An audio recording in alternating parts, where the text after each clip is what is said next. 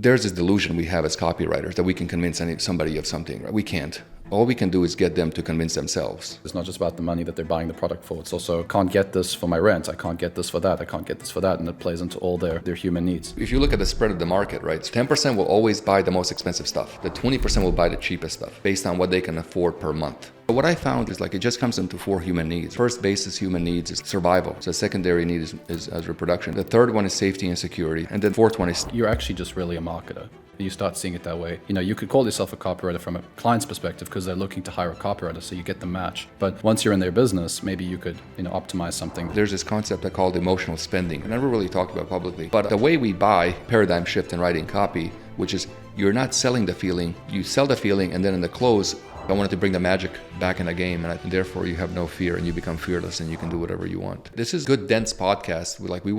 We covered a lot. All right, so today I'm here with Alen Sultanic. So thanks so much for joining me. And you've got a lot of experience with a lot of things. And we've worked together in the past. I was working with you in Fast Forward for a while. And you've really made a big impact on my career. I would say I've made $250,000 extra thanks to your help, especially with the double promo technique and a lot of competing on economics as well. It's helped me with my own offers and also for clients. So thanks so much for doing this. Oh, you're welcome. I had no idea you made that much money. I'm glad. I have people coming to me like on a regular basis, kind of out of the woodworks, telling me like how much they've made and how much it had, impact. And I'm like always like, oh, that's really cool. So I'm really happy to hear that.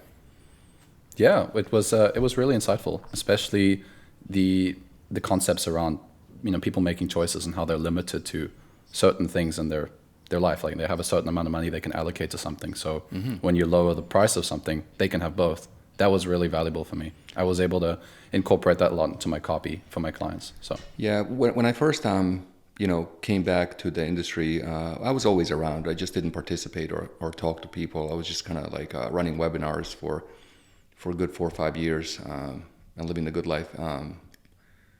Copywriting took off, and before I kind of like disappeared, copywriting was like the least attractive thing you could, like nobody wanted to buy copywriting. So like on a totem pole of gurus and topics that are being sold, copywriting was really near the bottom. Although I always thought it was one of the most valuable things that people can learn, it was never the sexiest thing, right? Because the market was like, affiliate marketing, all these other things.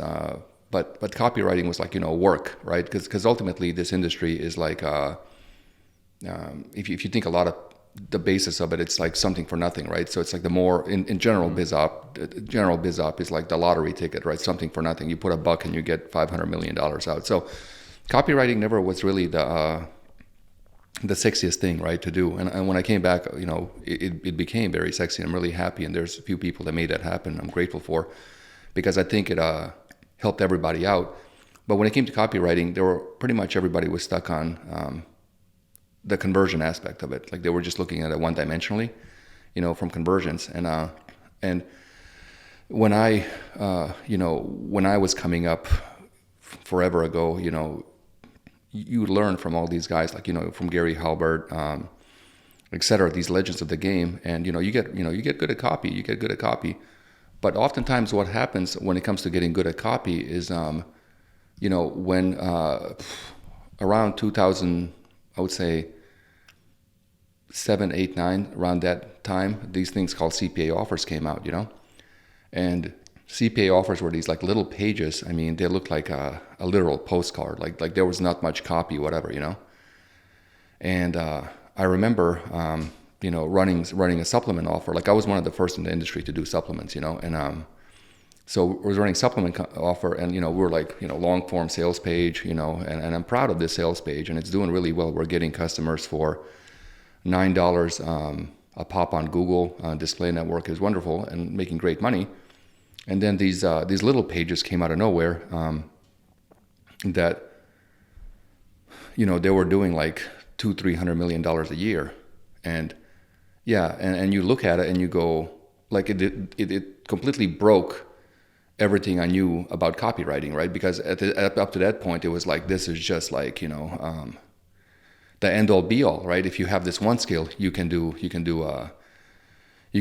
everything, right? Which is true to a degree, right? But how is it that these little, I mean, these things were tiny. It was just like, literally like a little thing on the right, like, the automatic clients page had a little thing on the right, a picture of the thing, some bullets, whatever, and like a disclaimer on the bottom, whatever, like 10, 15, 20% conversion rates, like insane numbers. And I didn't believe it, so these things were running on CPA networks. And for those that don't know, there are affiliate networks and there are CPA networks. So ClickBank is an affiliate network. It's not a CPA network. And so on ClickBank, if you promote something, you get paid percentage commission, 50%, 70%, whatever. It goes up to a certain point and then you can't go beyond that. CPA networks don't work on percentages. They work on cost per action. So you can go on these various networks and you can pay, for example, per lead, per click, per sale. And what's interesting on CPA networks, you have like, let's say, for example, you're running a $50 offer and you might pay out $120 commission. And so because you pay so much, you're paying, 100% to 200%, in some cases 300% of commission. And because of that, it attracts the most talented super affiliates in the world. And these guys are just like the biggest monsters you can think of in marketing. And it's not guys like, you'll never see them on Facebook. You'll never see them on Twitter. You'll never see them hanging out. It's just average looking dudes who are just killing it. So last time I was in Vegas at this event, a buddy of mine was running a CPA offer who was doing $500,000 a day, right? So these are the kind of numbers in that world, right? Wow, that's crazy. Yeah, $500,000 a day. So we go to this party and it's like, it's a Vegas nice party, whatever. And these guys make so much money that it's like the parties are just like, it's something you see in Hollywood or something, just ridiculous amounts of money, right? And to the point, for example, when we go to clubs, whatever, there'll be like celebrities, in Vegas you buy tables, right? So if the tables are booked out, whatever, you can't get it, money talks. So these guys will literally pay the club to just take the table from the celebrity, right? So like they'll buy the table from the celebrity. So that happens a lot. So anyway, we're at this party, and we're hanging out, and like it's me and my buddy, and my girlfriend at the time. We're there, and we meet these like three Chinese dudes, right? None of them speak English. Like they don't speak English. Period. It's like they don't speak English. And my buddy is talking to them through Google Translate. Google Translate. And I was like, "Who are they?" And he's like, "Oh yeah, those are like my biggest affiliates. They're doing like $100,000 a day for me on Facebook." And it's mind blowing because they don't speak English. They don't hang. They're just machines. So anyhow, like back on track here. So with these CPA offers, they're just like doing these incredible numbers. And I started looking. So when you see like that, you have to kind of like reorient your reality from a perspective of like how things work and why and what's going on. And what I realized was, they were competing on economics. It's a very different world, very different world. Because end of the day, Facebook, Google, YouTube, like no, they don't really care if you have a 10-page sales letter or a short form sales letter. They only care who can pay more, for the customer. And so I started from there. I started promoting a lot of CPA offers. We ran CPA offers. We did a lot of things in that world. And we were always architecting economics first. And economics, basically, when I talk about competing on economics, most people, I've talked about this publicly over the years, and most people assume it's just numbers, just like, well, you can, for example, the concept of MLTV, right? So in direct response, we have average order value, lifetime value, right? And so the AOB, LTV type of thing. But nobody really thinks about MLTV, which is maximum lifetime value. And what I mean by maximum lifetime value is like, if you have an offer in totality, like your whole funnel, backhand, everything, if it caps out at like, I don't know, $15,000 or something, right? Well, then no matter how many people you get, the most an average person can spend is $15,000, right? So that suppresses down the overall top line of the potentiality of income. And so, with MLTV, in my opinion, if somebody comes to you and should be like, hey, I want to buy everything you got, how much should it be? You should say, give me $1 million, right? And so just on the basis that you have these options, people will give it to you. Because one of the things I'll just put here on, let me see, top top 10%, bottom 20%. So I'm just writing notes because there's a lot going on in here. So, and so what happens then, you just take that and you spread it out over time, 12 months, 24 months, whatever. And then people, you do a promotion, whatever, here and there. And more people just on the basis that there's money. But what's interesting, so anyhow, with competing on economics on that whole thing, there's like different forms of economics. There's like emotional economics, etc. Because what ends up happening is like, in our industry, there's this rhetoric that goes around, just charge more, right? And the reason especially in the last few years. Yeah, the reason, let me see, ugly pages, charge more. So the reason being is like the people that are pushing the charge more rhetoric, they have an interest in you believing to charge more, because ultimately, whenever we buy something that's quite expensive, we have to tell ourselves a story, right? And so right now, the big thing I'm really focused on in Fast Forward and H is this concept of story engineering. It's like how we engineer stories that people tell themselves, whatever. Because ultimately, there's this delusion we have as copywriters that we can convince somebody of something, right? We can't. All we can do is get them to convince themselves, right? Because ultimately, we cannot make them do anything. It's choice, right? So God's given a choice. So we can get them to convince themselves. That's story engineering. So a lot of these people that are pushing this charge more thing, their whole thing is like, well, look, it's like if you charge $5,000, then you can just give me $5,000 to $10,000. So the justification is built into that model, right? Years ago, when niche marketing became hot around 2006 or 7, the big limitation was people couldn't make web pages. There was no ClickFunnels, there was no Go High Level. It was just like, so you have an average person who wants to make money online, and like they could put together a web page, but it'd be pretty ugly, right?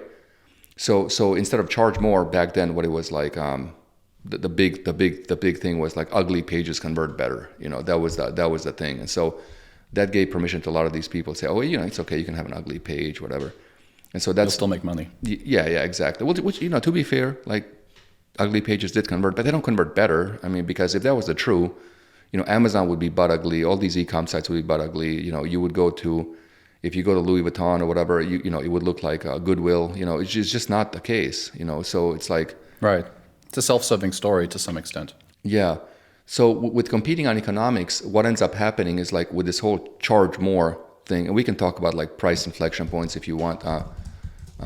But what ends up happening is the more money you charge somebody, the more things they can spend with it, the more things they can get with their money, right? So for example, like if you go to somebody and you say, give me $10,000 for this thing, right? Well, it's not, most copywriters think like, okay, well, it's just $10,000 for this thing. That's it, not a big deal, right? But they're not thinking about all these things such as what else can they get with that $10,000, right? So can they get a watch? Can they go on vacation? Can they pay off their student loans? Can they upgrade their car? Can they buy a TV? Can they get Netflix and Amazon Prime and all these other things for 15 years? Can they go to 50 dinners? Can they go on, how many dates can they go on, right? And so the higher the price, the higher the other things pull on that price, right? So you charge more, but these other things and desires pull down on it, right? And as they pull down on it, what ends up happening is like that, and so there's this tug of war, right? So when it comes to competing in economics, like the way it's math and psychology, right? So it's like math and psychology, copywriting psychology, but you have math, and so in the whole, what ends up happening is like the brain, the subconscious is always calculating these trade-offs, right? And in these trade-offs, like we have to not just focus on what we offer, but also like disconnect the other ones, And the more we are of these trade-offs, the better. So, for example, if somebody, if the way you sell to women, the way you sell to men, women and men process trade-offs differently. There's different value sets. The way the older people, the way they process trade-offs versus younger people, the way they process trade-offs, it's very different, And so that's why, like, when it comes to writing to certain things like genders, all these different things, we have to focus on this idea of trade-offs, And in the whole, it's like when you're writing copy, what happens here and there, right? And so in this whole world of economics, there's just many of these things that automatically go in the brain, because everything we do, from the ad to the headline to the body copy to the closing copy to the emails, whatever, we're just creating a sales process, right? And everything is a sales process. And the reason everything is a process. And the reason everything is a process is because we exist in a dimension of time. And because we exist in a dimension of time, what ends up happening is that we have to change things over time. So all change happens over time. So everything we do in marketing and sales and copywriting, advertising, email, or whatnot is just change work, right? But to the degree that we can get somebody to change is to the degree that we can get them to agree to different trade-offs, And then that's the essence of competing on economics. So it's not just like, having more upsells or downsells or LMLT. It's very multidimensional, Right, because it's not just about what the money is. Like you said, it's not just about the money that they're buying the product for. It's also, I can't get this for my rent. I can't get this for that. I can't get this for that. And it plays into all their human needs. Right, exactly. Right, so it's like these human needs are competing against your offer. You're never going to be able to win because those human needs will always come first. Yeah, so what I found like over the years, like doing a lot of this stuff is like it just comes into 4 human needs, right? Like the first basis human needs is like survival, right? So all humans want to survive. Like no matter what happens to your cognitive abilities, like the body will try to keep you, even if somebody's in a coma or whatever, like the body will want to survive. So the base human need is to survive, right? Once the human can survive, the secondary need is to reproduce, which is multiply itself. So the secondary need is as reproduction. This is why if you look at if you look at all advertising, right, all of this stuff kind of hits these 4 points, and we'll talk about it. So for example, the second one is reproduction. The third one is safety and security. So once you can reproduce, then you got to be safe and secure to grow the family and take care of that. And then the fourth one is status. Now, women tend to lean into safety and security rather than status. Men lean into status rather than safety and security, and that's just because of biological differences. So, for example, like if you look at the survival aspect, right? So, insurance, huge industry. You need insurance. Credit helps people survive, buy food, etc. Like phone, you kind of need phone to survive these days, to get around, whatever. So a lot of these things like hit survival. If you look at all luxury goods, it's they target like any type of ads with sexual undertones or any of that. They're hitting this reproductive nature, right? Reproductive nature, and also like this might be a bit of a strange thing to say on the podcast, right? But like if you look at traffic across the internet, like Pornhub gets more traffic than Google, right? And it's crazy. I didn't know that. Yeah, like the porn sites get more traffic than like the main sites. So it's like if you look at the traffic stats, it's just absolutely insane how much traffic they get, And also like YouTube models them quite a bit in terms of innovation, right? And so that just hits that reproductive side. They're just pandering to biology, right? Safety and security is to women, and so for example with women, if the way they have trade-offs of money, there's a lot more sensitivity to it. So I did like 5 calls in HB Plus, and that's called an HB Pro, and selling to women, and like it's like the gold standard in our industry as far as that goes, right? But the more money you try to get from women, the more emotional weight that money carries. Because that money takes away from safety and security, right, the trade-offs. And then for men, it's just a lot of status. So when you're selling high ticket for men, a lot of the time there has to be some type of identity baked in, like who they're going to become. But in order for them to who they're become, you first have to make them realize who they're not, right? And so these 4 needs always kind of come there, and there's this like interplay of trade-offs, how they affect them, Right, and you got to play into those things. So if you have an offer where they're going to be buying that status, now you're playing into that to the point where maybe they're able to make that trade-off because in their life outside of this offer, they have other things that are competing for that. So now if you play into it, then you can make it, they can justify for themselves, like, I want that instead of the bicycle or whatever I'm going to have to give up instead of to buy the offer. Right, exactly. So one of the things that happens, like in a sales process, at the end of every sales process, it begins differently, right? It always begins with a comparison, right? So it begins with a comparison, right? Every sales process begins with a comparison. So a lot of the copy openings are right, a lot of the ads, a lot of the emails, there's a level of comparison there. And the reason I use comparison quite a bit is because the mind needs something to reflect, right? The mind needs something to reflect. And in the nature of reflection, it can understand, because the way the ego learns is through difference, right? So our ego learns through difference, not similarities.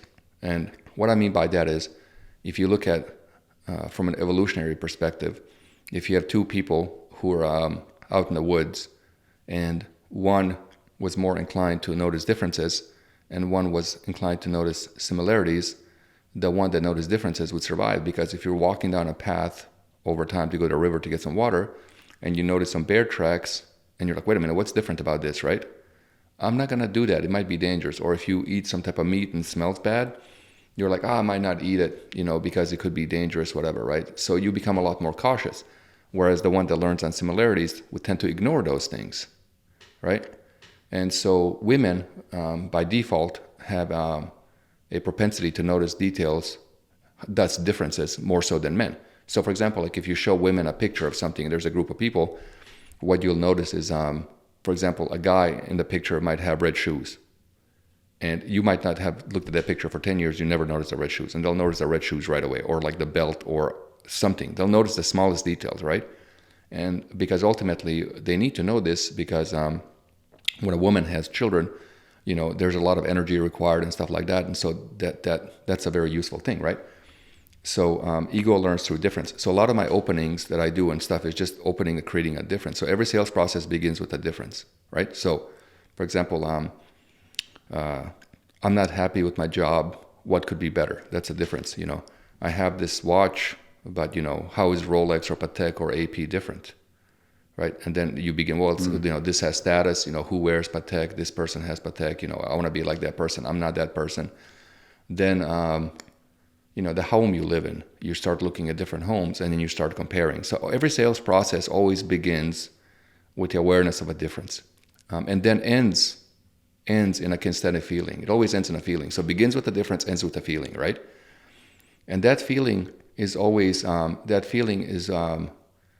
essentially permission that they're going to get the thing. Now, what generates a feeling in us, like a good feeling, right? That becomes a question. Like, what generates an incredible feeling in us?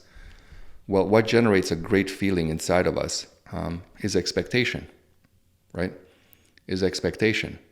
And so if you have ever ordered something, say from Amazon or whatever, it doesn't matter, something you're looking forward to, right? So let me write that: expectation, looking forward. So if you're ordering something from Amazon, whatever, and you're looking forward to something, you expect it. And what you're expecting is not the package. It's like you're expecting what it will do for you, right? And in this concept of what it will do for you, then you get the feeling, because now it's going to give you what you want. And ultimately, in Fast Forward Energy Plus, like I taught people how to create desire. I just made a post about it like a few weeks ago, and it was like everybody's mind was like, oh shit. Because in our industry, it was like, you can't create desire, you can only amplify it. I'm like, no, you can. You just have to do it indirectly, right? So in the beginning of the sales process, the comparison, right? The comparison is like lack. So it's like, here's the thing, you don't have it, you're not it, whatever. You start comparing, you have the desire, and then the mind wants the thing, and then it starts engaging with the sales process to fill that lack. Yeah. So when you put that into a page, in terms of like the actual title, for example, would you directly put into the title the lack, or would it be kind of baked into the entire first impression of the page? It depends. It's an interplay. All this stuff is like, how can I say it? The strongest forces are invisible, right? The strongest forces are invisible, and so like this stuff is like it's in the background structure of a sales process. You're not really aware of it, but there's something happening there, right? So, for example, advertising creates lack all the time, right? So you're walking down the street, whatever, and you see a billboard, whatever, and you see like this, this person has a big house, has a car, whatever, and then you look at that and you look at your house and a car and it's different. So if that is the image of success or beauty, whatever, then you lack that. Then there's a little spark inside you that opens up. Well, I'm lacking that, whatever. And that's how it always begins. It's this thought that pops up of comparison. And then that's how everything begins. And then the question, after the thought pops up, then there's a question that arises. And then out of this question, the answers begin the change process, I see. So for copywriters looking to actually build a converting page and build a converting sales process, you have to intentionally think about this up front then. And then think about what is that lack that this market particularly, I can create what lack is that they're going to make a comparison and say, okay, I don't have that. Let me read on and find out how I can get that. Yeah, so ultimately there's like 3 stages, right? There's like the unaware market, problem-based market, solution state market, right? So when you're running ads on Facebook or YouTube or whatever, Google, like, when you're like first run ads, like it's like, man, sales are crushing it. It's the sweetest thing ever. It's working. You're like, fuck yeah. And then like you up the budget and it's like, it's okay, kind of working. And then you really up the budget and it's like, holy shit, this shit's like, ROAS negative, freaking out. Why isn't it working, right? Yeah. Well, what happens is like the Facebook will put you in solution aware people that are aware of the problem and they're aware that there's a solution. So they're looking for a solution, And then those people are apt to buy. But interesting thing about people that are looking for a solution is that how does somebody get to a stage of solution? And because see, most people, they're, solution state buyers, problem state buyers, unaware buyers, right? So most ads out there, marketing, email, and especially, so for example, like a lot of email, right? Most email goes to like lists and buyers. And so therefore, on some level, they're solution seekers. They're not really problem-based, right? And so it's not that hard, like to push them into the checkout page to buy stuff. But what ends up happening with people who are solution state oriented, most people aren't aware of what goes on in the psyche of those people. Like, how does a person become solution state? Well, most people out there, unless they're guided by us marketers, become solution state oriented because somebody talked about the solution, right? Somebody talked about the solution. So for example, if you look at the rise of carnivore diet, rise of intermittent fasting, the rise of ketogenic diet, the rise of email marketing, the rise of copywriting, the rise of high ticket offers, anything, how did most people become aware of it? Well, it's like, so I have a problem, I want to make money. Okay, great. What's the solution? Oh, look, these people are talking about becoming an email copywriter and charging $300, $400, $500 an email. So solution state buyers, if you're going to sell to them, and they're a great market, you have to figure out who is it that made them solution aware? Who talked about it? What did they talk about? And then, the whole thing of like, in copy, join the conversation in their minds or whatever. That's where that comes from. Who talked about it? Now, with the problem state buyers, people aren't talking about it because the way people naturally, so you got to look at like a natural evolution versus like engineered evolution of the buyer. So a lot of marketers out there, because they're not aware of any of these things. Like people listen to this podcast. Like you can go listen to 200 other podcasts on marketing, and nobody will talk about any of this stuff, right? Or any other podcasts. They just don't know. And what happens is like most people in market, they just copy what other people do. Either they copy what people do or they listen to certain gurus, right? They copy what other people do. That's called fast follow. And when you do fast follow, you're essentially copying the past or what used to work, right? And so by the time you get copying it, making it, whatever, it's kind of like there's something new that evolved into. So you can never really get ahead. You're always like a distant third. And then if you listen to a lot of the gurus out there, a lot of them are guruing based on their past victories and wins when the pixel was nice. So from 2014 to 2021, like anybody with any type of thing could do extremely well because you have 80,000 people at Facebook making sure that your ad shows up in front of people who really have who are solution oriented, right? But what's interesting about the algorithmic nature of solution state people and the pixel is the algorithm content in the network has to stimulate that solution state customer to stimulate the ad buying, you see?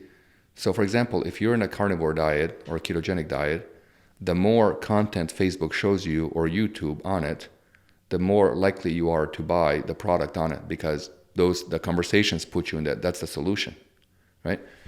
So what happens is most people don't know, and so if you look at this whole nature of natural evolution of how people buy versus like engineered, the way and the natural evolution takes a long time, and that's why typically speaking, if you have an organic audience, it can take up to a year for them to buy, right?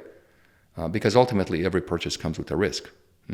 So in this natural evolution, people go from being unaware completely. I don't know, I have a problem. Then there's some type of comparison taking place. Now it's like, well, now I'm different, right? So the awareness, the bridge between awareness and problem state is the concept of comparison, right? So the mind is not aware of anything unless it compares, right? It cannot be. I'll give you an example. Let's say, for example, you wish to have a Rolls Royce, Richard Mille watches, which are like $200,000-$300,000. You wish to have all these things to give you the biggest status in the world, right? God comes down and says, okay, you can have all of it, but under one condition. I'm going to take you to a country where there's no other human beings. You can have all the palaces, you can have all the Rolls Royces, you can have the Ferraris, you can have nobody, that's it, but nobody will know. It's just you. Now, if you're just alone in that country, right, of nobody, no human being will ever see it. Will it give you status? Will it make you feel good? Maybe for a very little time in your head, but like quickly afterwards, it's like, it just doesn't have that effect. There's no comparison. However, if the same case happens and drops you in a major city, then all the people reacting to you, now you feel extremely good, because that comparison is the feedback loop of, we can talk about how motivation works. Yeah. Right? And it would feed into the reproduction and survival, the other needs, right? Because there's people that put them in that state of, oh wow, this person's successful, therefore they have more options. Yeah, all marketing, sales, and everything kind of goes back into those four. So in this case, for selling to men that want these things, it's basically like, because women choose men based on status, right? So it's like women pick men, and of course there's different criteria. Women like different things, different guys, whatever, which is fine. But ultimately, like if you have a woman and she likes a certain type of guy, there's like a hierarchy in status to like which guy is better, right? And then they select them. Yeah. And so in that case, for example, men know this, and so what they do is they compete on status to fulfill that reproductive lower base need, and that's why guys chase these things.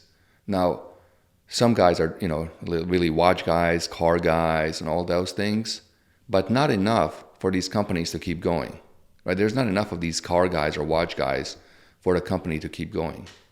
And this is true because, like, if you look at and even in high ticket economics and all these things, we can see, for example, Ferrari went broke but got by Fiat, Lamborghini went broke, got by Audi. Like all these, most of these luxury brands were really not doing great. So LMBH bought all of them to streamline the cost efficiency. But anyhow, I digress here. And so when it comes to sales processes, the comparison is when they are awakened and say, shit, I have a problem.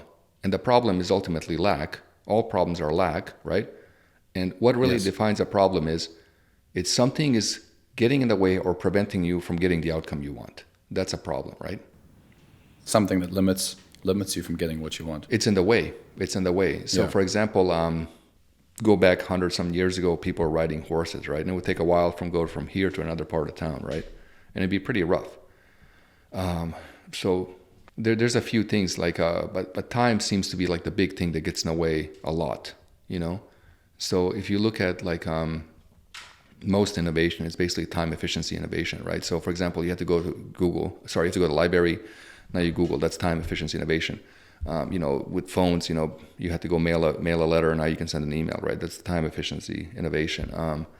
Amazon, you used to be able to go to Walmart, you go to Walmart, takes time, now it's delivered to you, right, etc. So it's like that whole time efficiency. But anyhow, it's this comparison, right? It's a comparison that puts us in a problem state.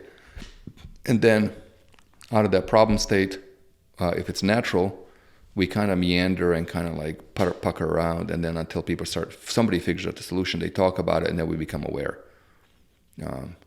And then, so for example, like if you look at Ozempic now, the fat loss Ozempic drug, like massive amounts of sales. Why? Because the more people talk about it, the higher the hockey puck. Yeah. Because more people are active. I've started to hear about it too. So like I've heard the words, and then once you hear the words, then you're now aware of it. Curiosity takes you, right? And then at the end of that process, a solution, then you're met with a price, obviously.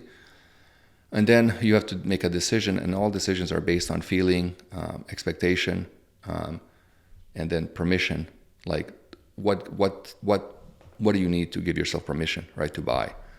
And then you buy. But there's something interesting. Would you like to know? I never talked about it. Of course. It's fascinating, right? So I've only shared this in Fast Forward, and I think also in HV Plus or Pro, whatever the name is right now. It's how the mind works when it comes to buying, right? So what I found interesting is, like I am my own greatest experiment when it comes to marketing, right? Because I'm like, I made this post the other day. It's like for us to buy anything that's like luxury or whatever, we have to lie to ourselves, right? So, if you buy a $25,000 watch, you can get a watch for $10 that does a perfectly good job. You're not buying it for the fact that it's a watch. You have something else that you're telling yourself. Yeah, right. So like, my favorite watch is like, a $10 Casio because it's actually accurate. And I can type on it with, it doesn't scratch up my MacBook and I don't even notice it, right? But, that watch is like $10, $15 and I love it. And, for me to spend $25,000 on a watch, I have to lie to myself in order to buy it, right? And we all do this, because fundamentally it's like, do you need, $120,000 Range Rover? Do you need, whatever? There's an aspect of a self-deluding lie and a story we have to tell ourselves, right? And so when I got into biking, I went to this thing here called Whitewater Center, right? And it's this place, this wonderful place where the Olympic team trains. And it's like this huge, like hundreds of acres of like, forest and like trails and stuff. And I was dating this girl and her dad was into biking and she was like, let's go biking. I'm like, sure. It never mountain bike. So we rent these bikes, they're metal, they're heavy, right? Like 15 pounds. So we go riding, I fall in love with it, right? And next week, I'm at the bike shop and I buy like 5 bikes, 5 bikes. They're like, 10, 15 grand each, like bikes, the bicycles, not motorcycles, right? Like $10,000, $15,000 for a motorcycle. And the thing that sold me, the lie to myself was like, this, like they're like 7 pounds, like the whole bike, you can like lift it up like that. And I was like, NASA grade, like, carbon fiber, it has these like, this, it does electronic, it does this, it has this like DW link, suspension, which is called DW links, all these things. Anyway, I bought all these things. But the dumb part was like looking back at it, it's like, you can just lose 7 pounds of body fat.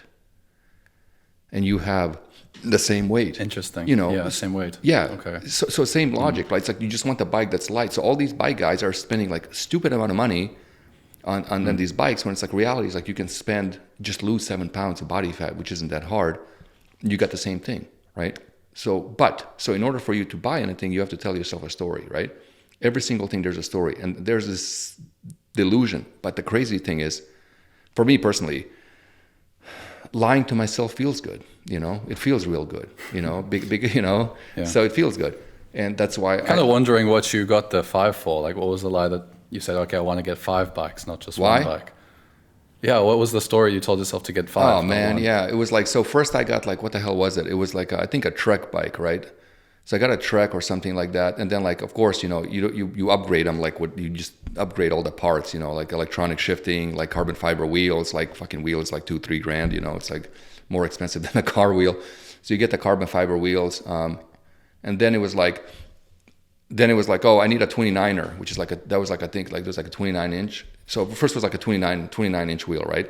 Then you go on the forums, whatever, and you're like, oh, people are like 27 inch wheels do something better, right? Yeah. Again, that fucking comparison came out, right? So I'm like, okay, great. So I go to the bike shop, 27 inch it is, right? Boom. Then it's like I get a road bike, right? And then it's like an endurance road bike. So an endurance, the one of the bikes I have is an endurance road bike, which is like you can sit on it for hours, right? So it's a long ride, like in the country, right? Okay. So I got that, and then it was like, but I can't ride this on gravel, right? Because I have skinny tires.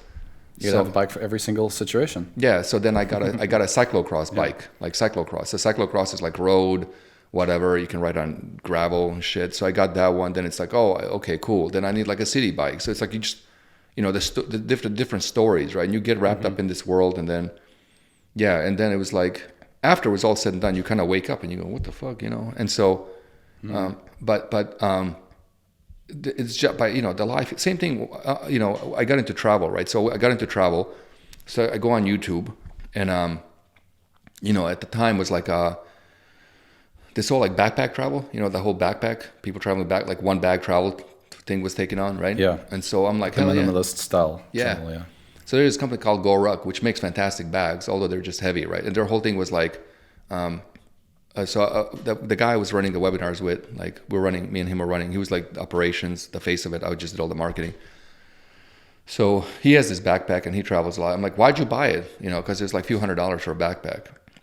And he's like, my barber has one. I'm like, so what? He's like, he's been carrying it for 5 years. It looks brand new on New York subways. I'm like, no shit. And so I go to the website, and their whole slogan is like, built for the streets of, like, built for Baghdad and Iraq wars. It fits into the streets of New York. So you can compare it to your current bag that cannot do that. Yeah, because like I need bags that will survive a bomb, right? That's what I need, a bag. That's how you travel. Yeah, you need a bag. And then the other story was like, well, if you go to Italy and there's these cobblestone streets, the rollers suck. It's like, who wants right? And so I'm in London. I went to London to hang out. There's like cobblestone streets. I'm like with my bag. I'm like, yeah, that's right. Fuck the rollers. And then I bought literally every bag Go Ruck has, like every single bag, and I don't use any of them. I just drag one to the gym. Another lie, it's just always like that. Yeah. It's always like that. But it's interesting, yeah. But what happens what's interesting, there's this concept I called emotional spending, right? Never really talked about publicly. But the way we buy is interesting, right? So most copywriters, what we think we're going to do is we're sitting there, we fancy ourselves, wordsmiths, motivators, influencers, all these things, right? And it's good, right?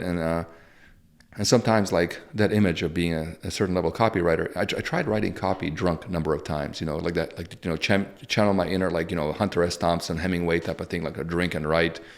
Doesn't work. Drinking, yeah. Doesn't work. Doesn't work. Coffee, yes, but alcohol, no. Nothing good comes out. I think it's good, but then like next morning it's like, this is shit.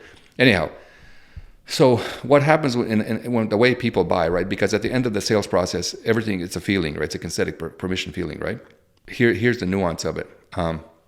There's a guy in Fast Forward. So what happens when people, I get people coming to me for stuff all the time, and I don't have time to take the deals, right? So I just give them to people. Like, I don't take any money from it. This guy comes to me, wants me to do something in the crypto nation. Like, dude, I don't have time to write your VSL. So I'm like, just give it to somebody else, whatever. And I give it to this guy. And so this guy gets the deal for like $20,000 for a VSL or whatever. Cool.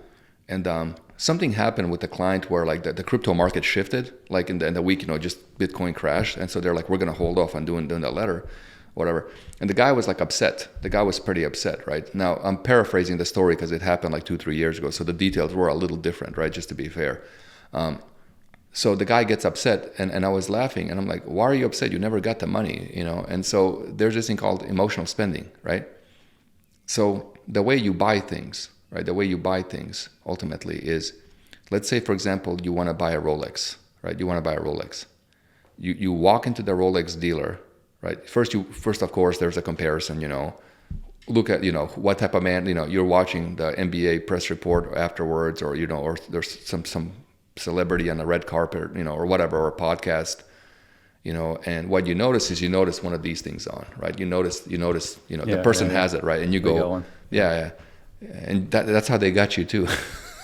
They did get me. Yeah, I went in there and I saw all these people on the wall, and I was like, I deserve one of these. Yeah. See, exactly. Yeah, they get us all. They get us all. Yeah. So what ends up happening is like you see them and you begin that comparison. You're like, well, I gotta have that. And then you're like, well, I'm not good enough. Whatever. Blah blah blah. So anyway, you go through this process and you go to the store, and you put it on, right? You put it on. Mm-hmm. So you put it on. You're looking at it. They got the mirror and all that stuff. Mm. And when you put the damn thing on, you have a feeling. You get a feeling about it. Okay? Yeah. And you know what you're paying for at the end when you go to the checkout page to swipe your card for whatever money it costs? You're not paying to get the feeling. You're paying to keep the feeling. That's the difference that makes a big difference. Right, because if you put it down and you leave, then you lose it. So yeah. Smart. Yeah, so that's what happens. That's what happens in the mind. So what ends up happening is people, when we buy stuff, most copywriters, we think we're selling the feeling, right? They're gonna get the feeling, but really, what happens by the time you get to the close and copy, they keep the feeling. You're tapping into that loss aversion. It's like, oh, I don't want to lose this thing I've got now. I'm already sold on it, and now you're taking it all away from me. You keep taking it all away. Yeah, so it's called emotional spending, right? Because what ends up happening when you put that Rolex on, right? When you put that Rolex on, like you begin to image. People I'm gonna go here. People recognize it, whatever. Yeah. Anyway, so what happens? Like you try the thing on, and you're like, oh, So for example, like the story, right? So like, we all need a story to tell. So for example, with the GMT Master Rolex, right? It's like $12,000-$14,000, whatever. But it's like on the secondary market, it was like 20 to 25 grand, right? But the story is like, it was built for pilots who travel. You can tell different time zones. Yeah, you can do all that shit on your phone, yo. Yeah. You can do all that shit on your phone. So you get the feeling, right? You get the feeling, and you're like, you don't want to let go of the feeling. So you rather let go of your money than the feeling. You see how that works? Yeah. I mean, it's so true. So many times I've told myself as well, like, oh, what do I need to watch for? Because I can just tell the time. I can tell the time by just looking at my computer screen on my phone. Yeah. Same thing with flying. I mean, traveling. When I was flying economy, I was always like, why would I spend $5,000 on the business class ticket when I could use that $5,000 for, let's say, the Airbnb and the food in the country? Yeah, absolutely. And then my friend convinced me. He's like, no, you must go business class. And then when I went, I don't want to lose that feeling of now. It's like, you always pay to keep the feeling. You don't. So copywriters listening to this, it's like, remember your new lesson and a paradigm shift in writing copy, which is you're not selling the feeling, you sell the feeling, and then in the close, what you're doing is getting them to want to keep the feeling. You amplify the feeling, so they keep the feeling. That's how it works, right? It's funny too, you say about the travel thing, like, so I go through these cycles of like 2 to 3 years of travel, and then like, I'll work like nonstop, and then I'll just go back. So I'm getting on my travel cycle. And my last travel cycle, like I did a whole Caribbean. I'll find like a region of the world and just keep going back, right? Like I'm like staying like villas with butlers, chartering yachts, all these airplanes between islands, all sorts of shit, all the fancy stuff. And then like at the end of that whole thing, I kind of was like, yeah, this is dumb, because it's like you're spending so much money to be unconscious most of the time, like literally like you're asleep, like, so you're not, it's nice. Well, like while you're flying or while you're traveling, you mean? No, I mean like if you stay in like, for example, villa with the butler, right? You're there for a little bit and you're out, right? You're doing stuff. And what do you? I mean, you're paying for the night, right? You're paying for the time you're asleep. Right. Yeah. You're paying like a few $1,000s a night just to sleep. Yeah, you're not aware of it either. It's the dumbest thing, right? Yeah, you're not actually in the country to be sleeping in that apartment. You leave to go and travel. Yeah, exactly. Yeah. So you're paying like so much money just to sleep, and it's like, but it's the lie to, it's nice. I got to treat myself, all this shit. And then, the other way I lie to myself is like, well, I'm never paying for anything. I just build offers. They just pay for it, which is technically I'm still paying for shit. I do the work, but it's just a loop-de-loop, that I have in my head that kind of justify things. But it's all fun. It's like playing games with my own head. But anyhow, it's the feeling. So for example, like when you go not the Range Rover I have now, it's the previous one. I bought a Range Rover some years ago. Like I was there was like YouTube stuff, and there was these videos, and they had this video of the Range Rover, and like the damn thing is like a goat, like climbing, like like a hill like that, And I'm like, damn, I'm like, my car can't do that shit, Yeah, you need that now. Yeah.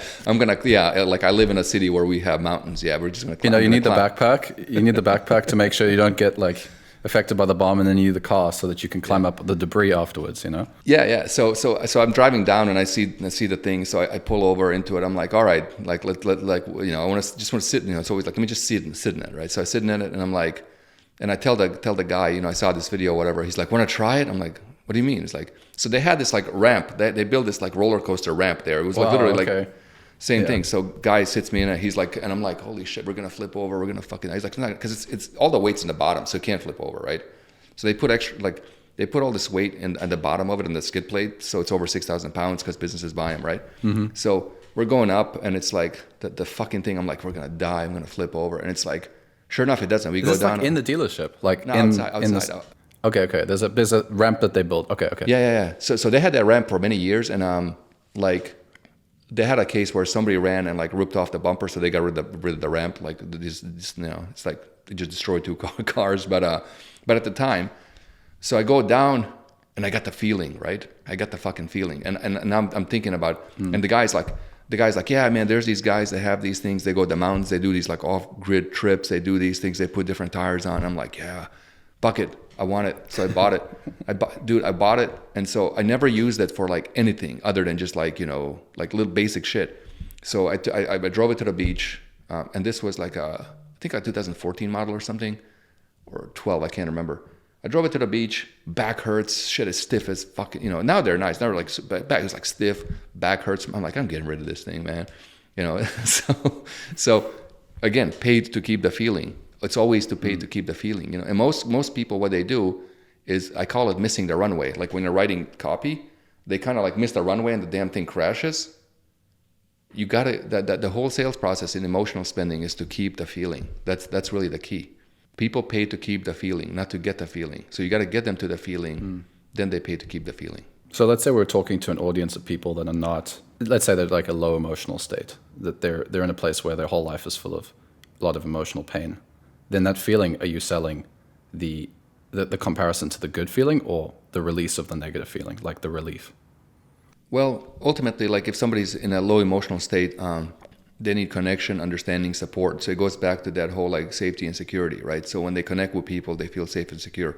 So you connect with them, whatever, and then like you explain the problem. And so a lot of times, with a low emotional state, like they understand them understanding the problem, and then once they can understand the problem, they can have they can kind of have choice. They have choice, right? So ultimately, like low emotional states is like lack of choice.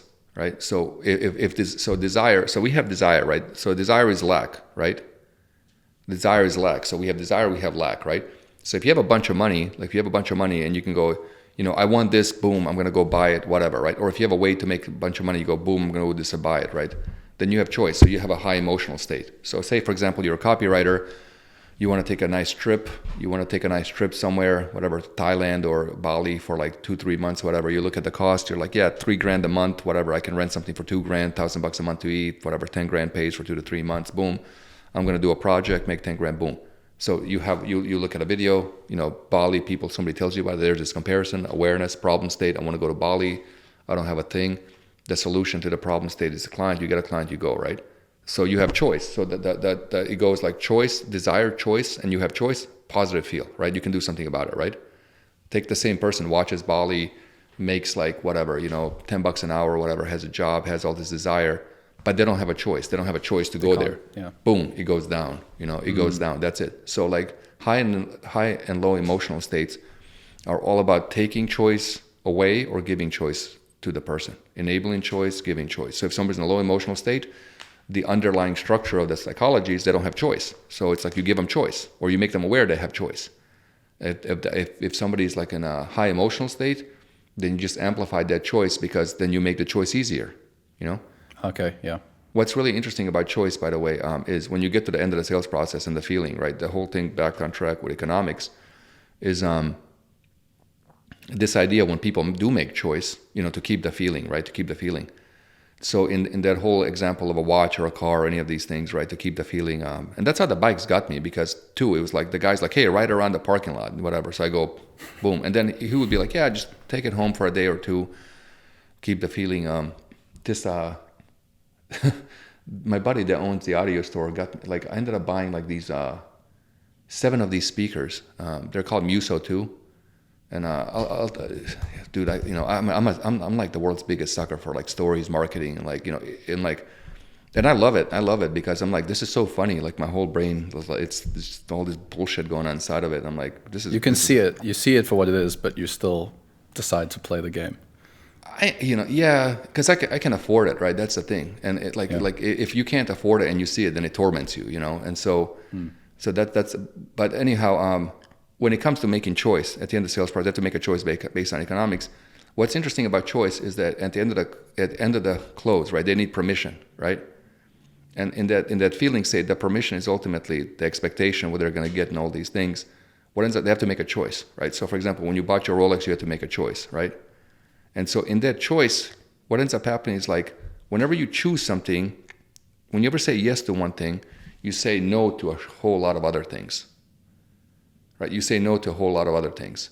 And what I mean by that is like you say yes to this thing, you say no to a whole bunch of other things. Now, what happens is one choice made, much choice lost.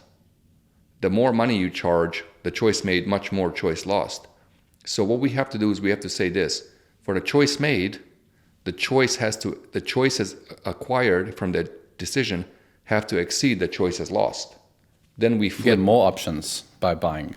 You get more options. Yeah. Or not losing it. So the thing with Rolexes and high-end watches that most people don't realize is like people think it's like a flex or some shit. Like you have a 20. It's not a flex. It's a bank account, right? So it's ultimately like if you buy one, you just put money into it and you can sell it and you can wear it for like a year or two.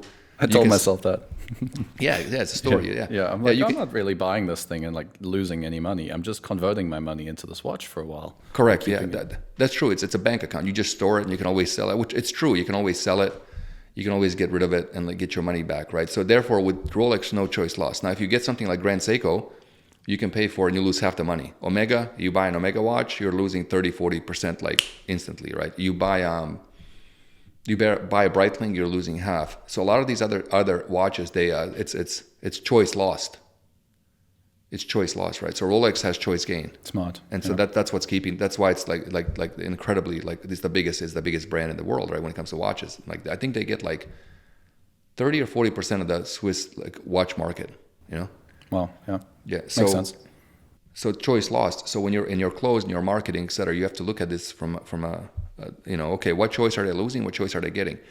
And if you tilt a choice gain over exceed loss by like a huge factor, then it's like it becomes very like the expectation increases because those choices will quiet down the choices lost and they'll move forward. It has a lot to do with the offer as well then, because if you're creating offers that already have this, you buy this and you get more options later, you're making it a lot easier. Well, at least as a business owner, or even if you're architecting the offer, then you can actually make it a lot easier that way. That you don't even have to really fight for it to be in the copy. Whereas if you have a high ticket offer that is actually taking away choices, then you got to try and find a way to kind of insert that where it's not really there. Yeah. There's also like, the making of choice versus expansion of choice. So for example, like if you're selling like a high ticket to say somebody that already has momentum, like they're expanding choices versus like if you go to BizOp 0 to 1, that's quite stressful for them, quite stressful. Like it's like, because if you're going to 0 to 1, you get them with claims, right? Make 10 grand, 15 grand, 20 grand, whatever, etc. But then it's like, if you do that, then that's the expectation created because the source of the feeling at the end of the sales process is the numerical, right? So they hold you to that. The challenge of making any type of income guarantee, it's truthfully near impossible to fulfill because you have no idea what these people can do, their work ethic, resources, mental health state, and any of the things, right? Mm-hmm. And that's why I really like this whole competing on economics through multidimensionality of economics because we can now sell far more and far better without ever making a claim. Because what we do is once we know how the mind works on a deep level, as we've been talking about, they make the claims themselves. That's the real magic of it. They make the claims themselves, right? You mean the audience makes the claim themselves or the product? The audience. That's the real. Mm-hmm. That's the real thing, right? So, for example, like if you look at like let's use Rolex. We've been talking about it. You make the claims for Rolex. Rolex never says you will have status. Yeah. You will be. People true. Admire you. People. And truth be told, by the way, it's like nobody notices the damn things. Like nobody notices and nobody cares. Like. Except other Rolex people. Yeah, a little bit, but it's like nobody cares. Yeah. Like nobody cares. It's just like cool, but nobody cares. It's truly nobody cares. Like nobody cares what car somebody drives. Nobody cares. It's just like we care, but it's like nobody cares. It's like and then that's when the story kind of fizzles out because it's like, well, shit, there's nothing there, right? So it's like nobody cares, and it loses its potency of it, right? Like, but when it comes to what was the thing we just said a second ago? Creates the claim for itself. Yeah, that's it. Yeah, it creates a claim. So, for example, Patek Philippe, it's like their whole thing was like, you don't own it, you pass it down to their next generation. That's a claim that it's like it's durable, lasts forever, and that's the real magic of marketing when you can get people to make claims for themselves. Because who do they trust more than anybody else? They trust themselves the most. Exactly. Yeah.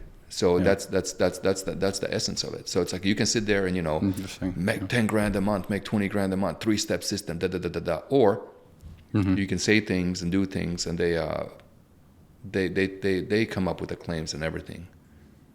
I didn't say shit. You said it. You said it. Yeah, it's interesting. That's the real power of it. I like that. I found that with my one offer that I put together, a lot of what you've just shared with me, you know, we talked a little bit about it in Fast Forward a few years ago. And just that having choice is part of the reason why people will want to get into something. So one of my offers, I actually priced it that way. Besides altruistic reasons, I priced it at the low point. I priced it at $60 a month because I was like, well, copywriters are going to have to make a choice. Do I get this program? Do I get this program? Or do I get this program? But it's like, well, I can get Copy Basecamp and still have all the other stuff. So I get the choice and I get the options. And part of that was, I think, the reason why we did so well when we launched it, because we launched and we got over 200 people within just a week, just Facebook posts. Yeah, so incredible. I see how that works, you know. It affected me directly. So absolutely, yeah. Powerful. Like one of the things, like, again, it's like, you know, a lot of what I do is I look at it very differently than anybody else, right? So for me, like, again, like, you know, I mastered copy, you know, long form, short form, VSL, TSL, webinars, emails, ads, all of it. And then, like, when you get to a point and somebody that never heard of copy is doing, you know, a few $100,000 a day, you go, wait a minute, what's going on here, right? That CPA offer world story, right? Yeah. And then you start to kind of look beyond copy, like, what else is needed here? What's going on? And so, for example, so one of the things I noticed with copy is, you know, I have a lot of people, like, it's funny, like, I had a lot of people asking me, like, you know, it's like, can we do a podcast, whatever, and we can talk about what happens next, you know. They say I'm a bit of a prophet of the game. I can kind of see what's coming. Yeah. And the only reason I can see what's coming is because I've just seen the cycles happening, and I have a deep understanding of how this interplay of things, one thing affects another, right?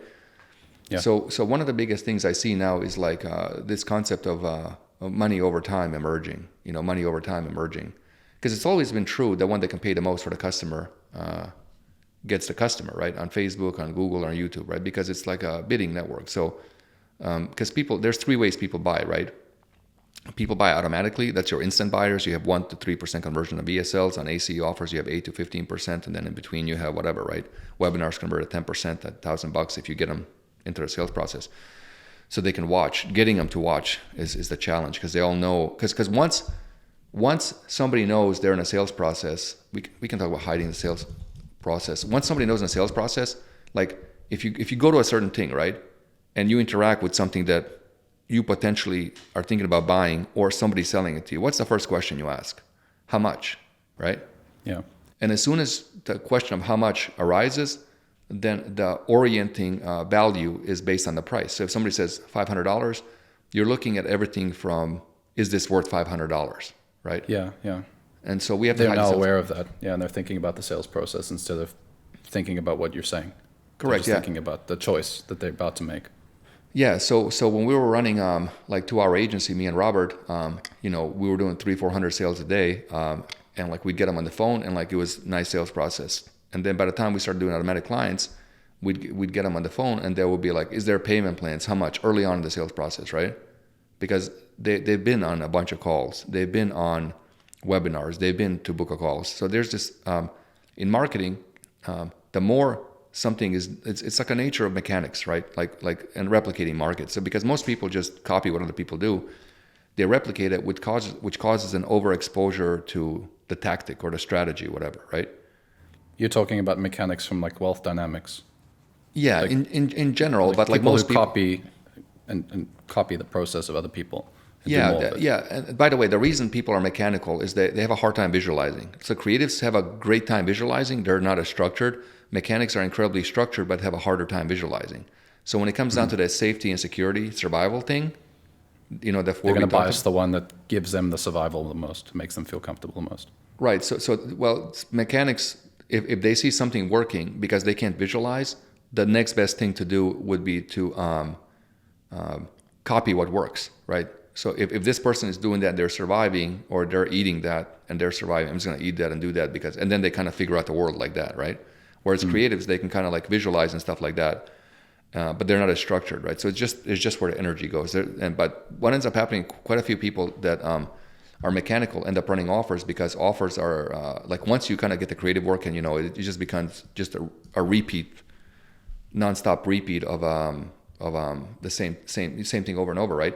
So what happens in the marketplace is, people and even in our industry, like the concept of funnel hacking, right? It's basically like, again, it's like if you look at the whole thing of like, choice, no choice, whatever, what they can do on competing on economics, like that really focused on that. For example, if you have an audience who doesn't know what to sell, how to sell it, what to sell, right? Then ultimately they cannot use the software, right? But if they can see somebody else working, they can model what they do, etc., aka funnel hack, then now there's a reason to use the software, which is ClickFunnels, and they use it. Okay, So it's a great strategy, right? But this is fine. But what ends up happening when everybody does the same thing, the audience becomes exposed, and they know there's a price at the end, right? And they know that there's a price at the end, and then they become resistant to the price.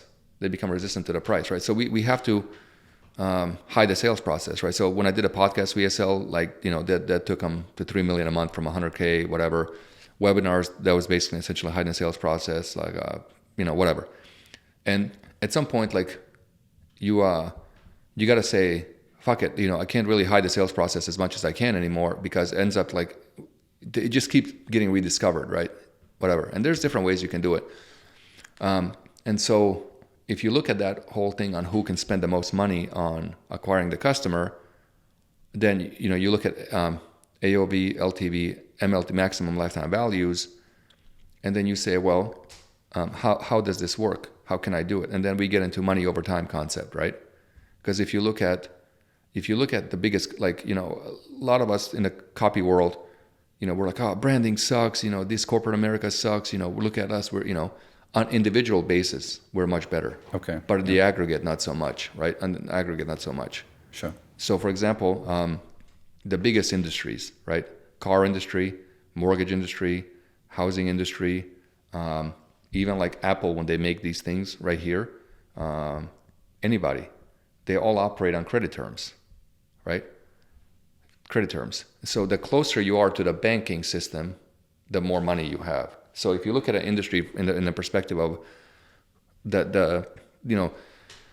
there's two things if you want to get rich in the game. It's like scale and magnitude. Scale is basically like selling the thing without having to add resources, people, whatever, right? Growth, the difference with growth is like, for every increase in revenue, you have to add people, right? And so that's why a fast growing company is very different than a fast scaling company, right? Because you have to hire people, manage people. So the more you grow, the more complexity you deal with. Mm-hmm. Scaling companies, like, you kind of build a building, and the first 3, 4, 5 floors, they cover all the cost, and every other floor is just free rent, right? It's this growth. That's why SaaS companies are valued so much, because there's no additional cost to service the customer. It's just repeat free money on the base, right? So it's harder, but it's harder at the beginning to build that, because you have a bigger, okay, yeah. But then there's magnitude, right? So magnitude is size of the transaction. Nobody thinks about this. So when you combine scale and magnitude, then you have magic, right? So magnitude is like size of the transaction. Now, if you look at the size of the transaction, like car dealerships have magnitude, mm-hmm. Tesla has magnitude. Now, when you start combining these things, that's when you have like a nuclear bomb of money coming out of you. So for example, like Tesla, like, they go to the banks, they have credit terms and whatever to do lines of credit and stuff to do stuff, right? That's money over time. Yeah. And then they sell cars that are like $40,000, $50,000, $100,000, whatever. That's magnitude, right? And so the closer you are to these credit terms, the better, because it goes back to competing economics. Average person can go, here's $100,000 or $2 million for a house, right? Or even maybe like $20,000, $30,000, $40,000, $50,000 for a Rolex. What they can do, though, is they can say, I can pay you per month. I can give you something per month, right? Because ultimately what you have to look at your customers is a renewable financial resource who you help, and then they help you. It creates this back and forth support, right? So they can go, I can give you something per month, right? And what they can give you per month, by the way, is 10% of their income. Like that's what I found. So like with high ticket, if you can get like 10% of their income, then it's like you have that's fine. And then in that process, you help them make more, they can pay you more. You help them make more and pay you more. So it kind of creates a supporting thing, right? Yeah.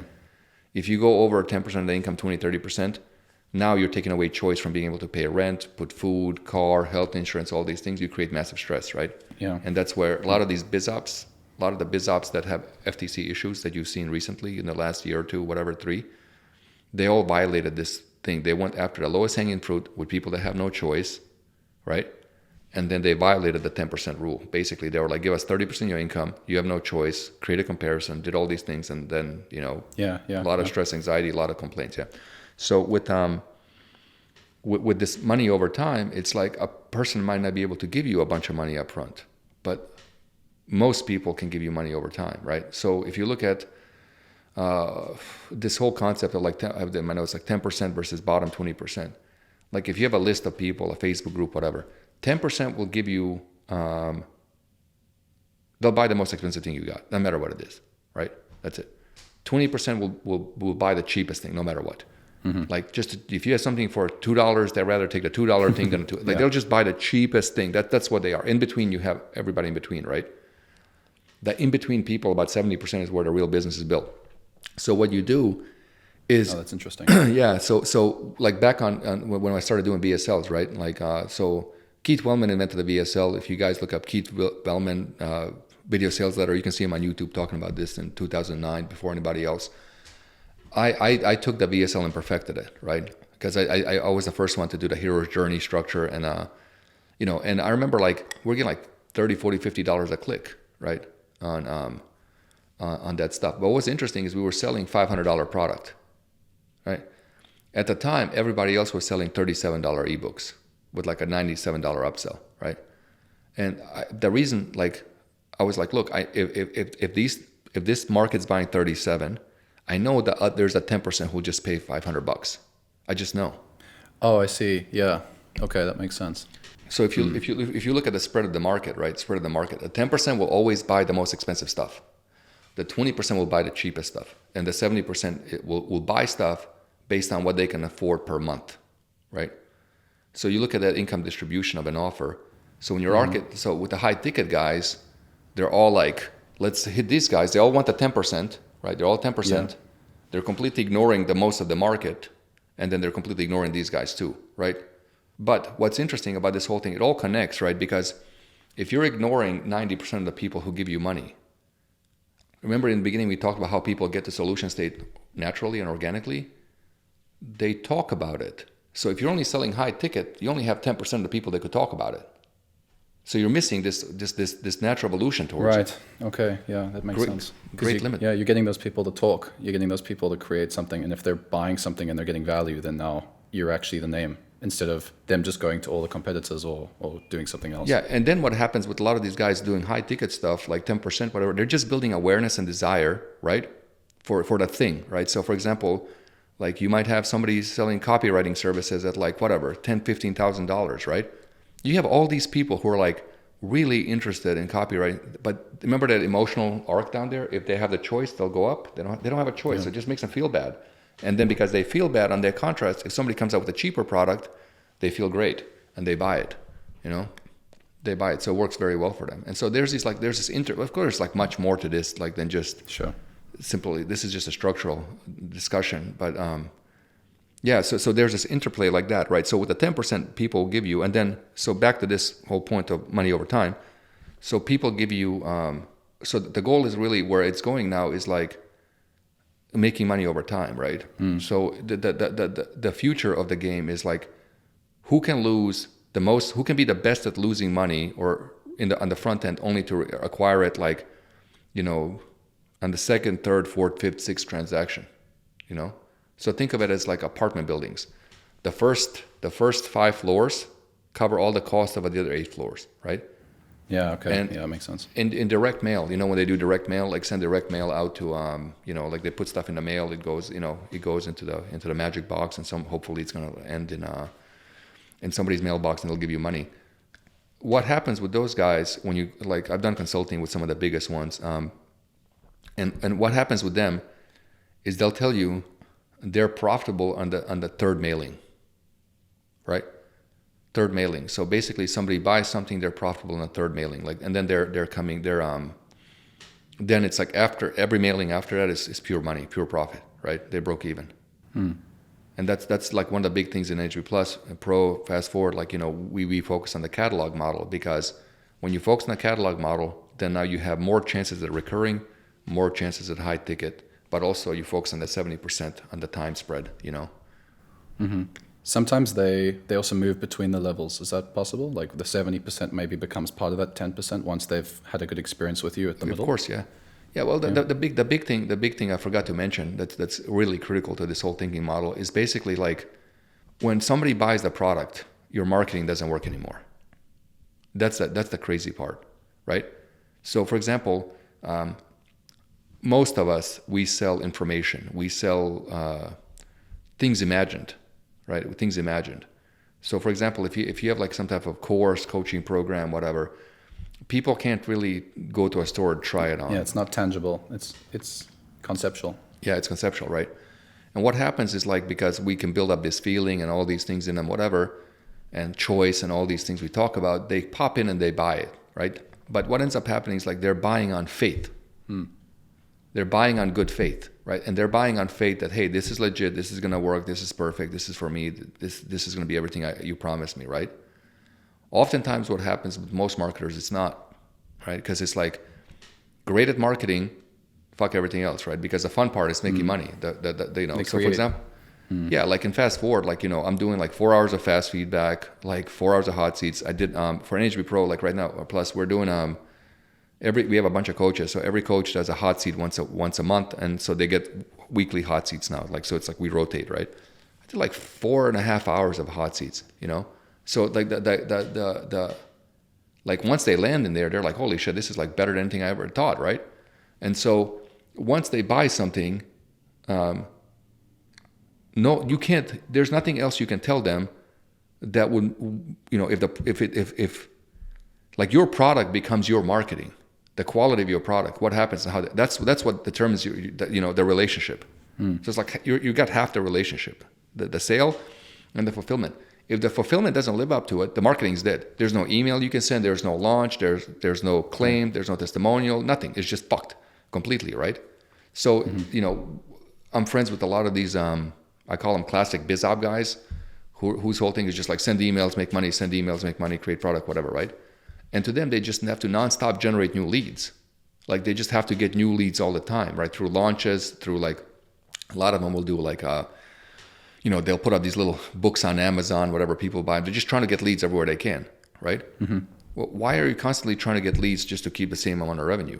Because there's lead decay, customer decay, because the people buy the product. This isn't what I thought it was going to be. You told me one thing, it's a different thing. What the fuck am I going to do? Whatever. And it's like that's it, Yeah, you're limited then because there's only so much juice you can squeeze out of a certain marketplace. There's only a certain total addressable market that will buy, right? And then if you keep using it up and you destroy that trust, then you're going to be out of business. There's only so much belief you can squeeze out of them. That's a big difference, right? And trust. There's only so much trust and belief you can squeeze out of them. So what happens, the way I look at it, is like when somebody buys, like trust goes to zero. So trust goes boom, trust goes to zero. Then you have to rebuild trust before you can sell it again. Every time somebody buys, there's a massive depletion of trust. Why? Why is that? Because it's like I'm buying something based on a promise, right? You create an expectation. Here it is. There's a story I can imagine. I'm excited. There's other people, There's all these forces influencing me, right? But I don't have any, because the big thing is like people need information to buy. Like, so safety and security, you need information, right? The thing is that part of information, like, so imagine you have like a 100% information, right? What most people don't realize is that experience is part of information, right? And so, for example, you and I talked about, you go try a Rolex, that's an experience. You test drive a car, that's an experience. You want to buy a house, you go in it, you sit in the house for, I don't know, let's say an hour or two to really feel, does this house speak to me? That's an experience, right? And so anytime we want to make a big purchase, we're like, how can we get this experience? This is why on Amazon, most of the times you buy something, what do? You read reviews. What are you looking for? You're looking for what experience other people have, because you can't have the experience, right? then it's like if somebody wants to join a program, what are they looking for? Testimonials, reviews, talking to other people. What's the experience? They can't get the experience. Once they have the experience and they feel safe, it goes back to their safety and security to make a decision, because it's loss of choice versus gain of choice. So it's a threat to choice, right? Yeah. And what ends up happening, because we can't give them the experience, then what ends up happening is, because if you give them the product for free, then it's like that's the other flip. It's like if you give them the product for free, then they can't, like, they already kind of consumed it, and then they're like, well, I don't want to pay for this, whatever. You know what I mean? Like, so it ends up being this like conundrum. And so they consume the product. Now they have the experience. If that experience exceeds expectations, you've built a brand and goodwill. If the expectations exceed the experience, then you lost goodwill and they don't buy again. Yeah. I've noticed that with many of the biz op clients I worked with in the past, because they had very high pressure sales tactics and they had a very high ticket offer. So they'll rely on all those tactics to kind of push the expectation of the person before they buy up. So they have such a huge emotional expectation.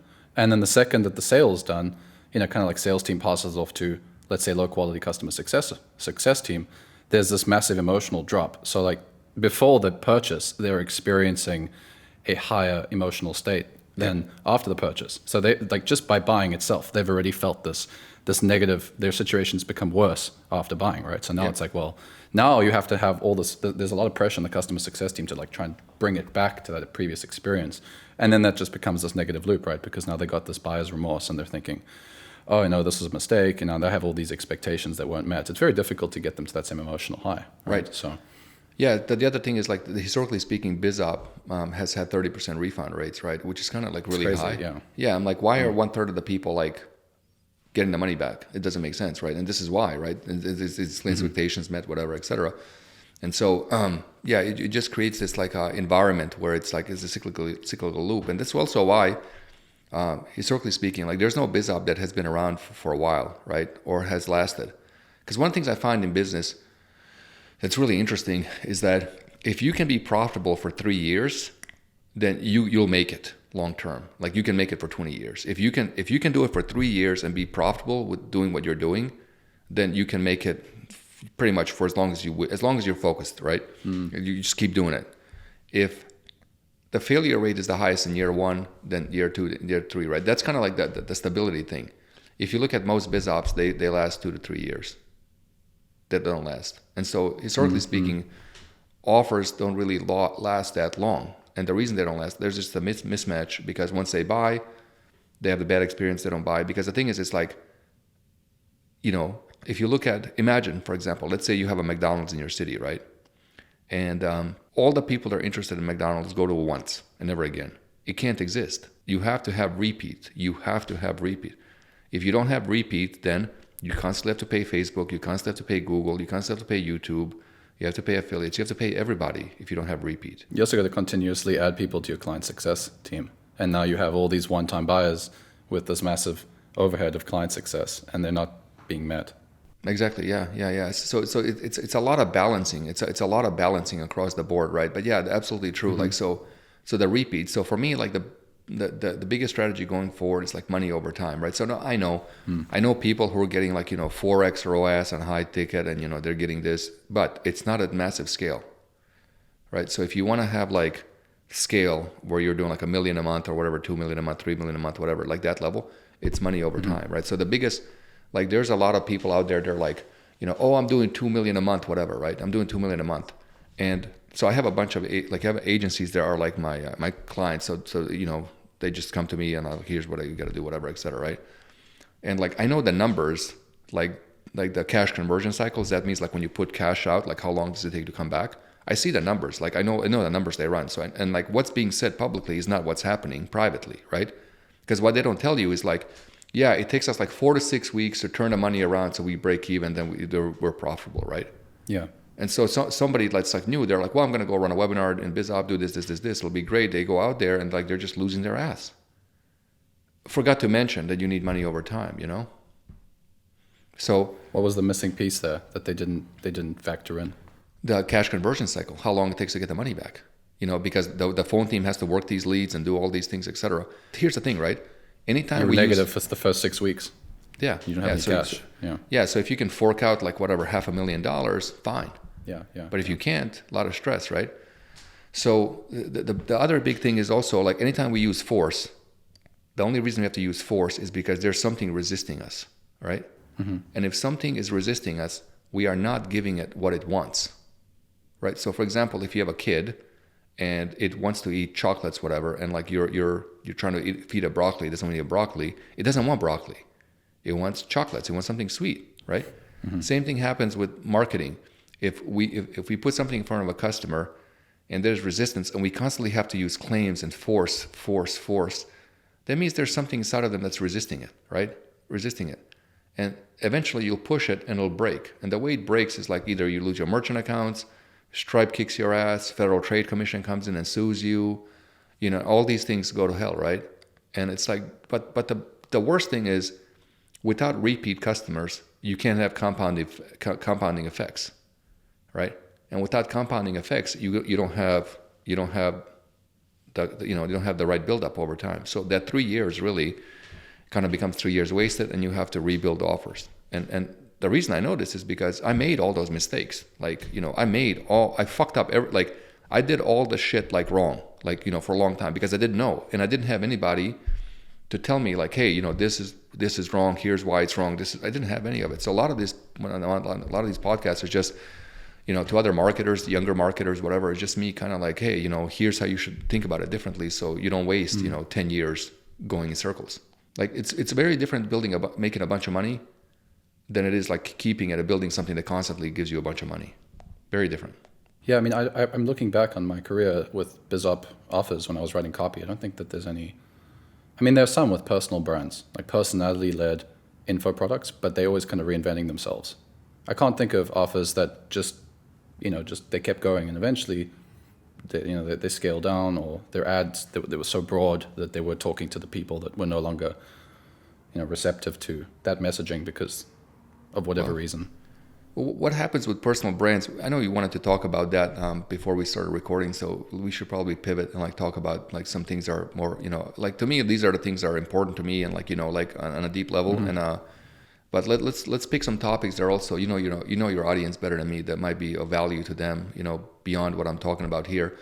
But the thing I find is like with business, anytime there's an ego attached to it, the business suffers, right? Because one of the things I see a lot is like, so a lot of these agencies that, come to me for help, whatever, they always they're like, hey, we have this offer. Because one of the big things with agencies now, by the way, it's like it used to be just running traffic, right? Just running traffic. Well, it's no longer enough because it's like, you got to make the offer work, because if the offer can't work, they don't have a reason to pay you your whatever percentage, 10% of ad spend or 10 grand a month.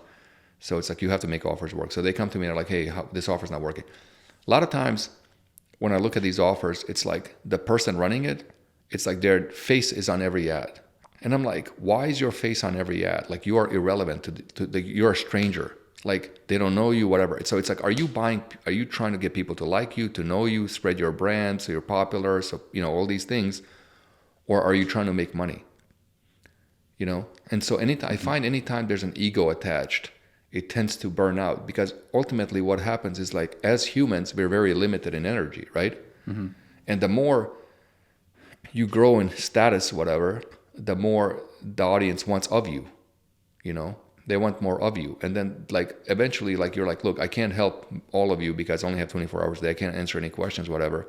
And then it creates this backfire, like people become resentful, But also like if you look at anytime there's an ego attached to it, or like a name as a thing, it's fused into the business, then people aren't really buying for the essence of the business, they're buying for the essence of the person.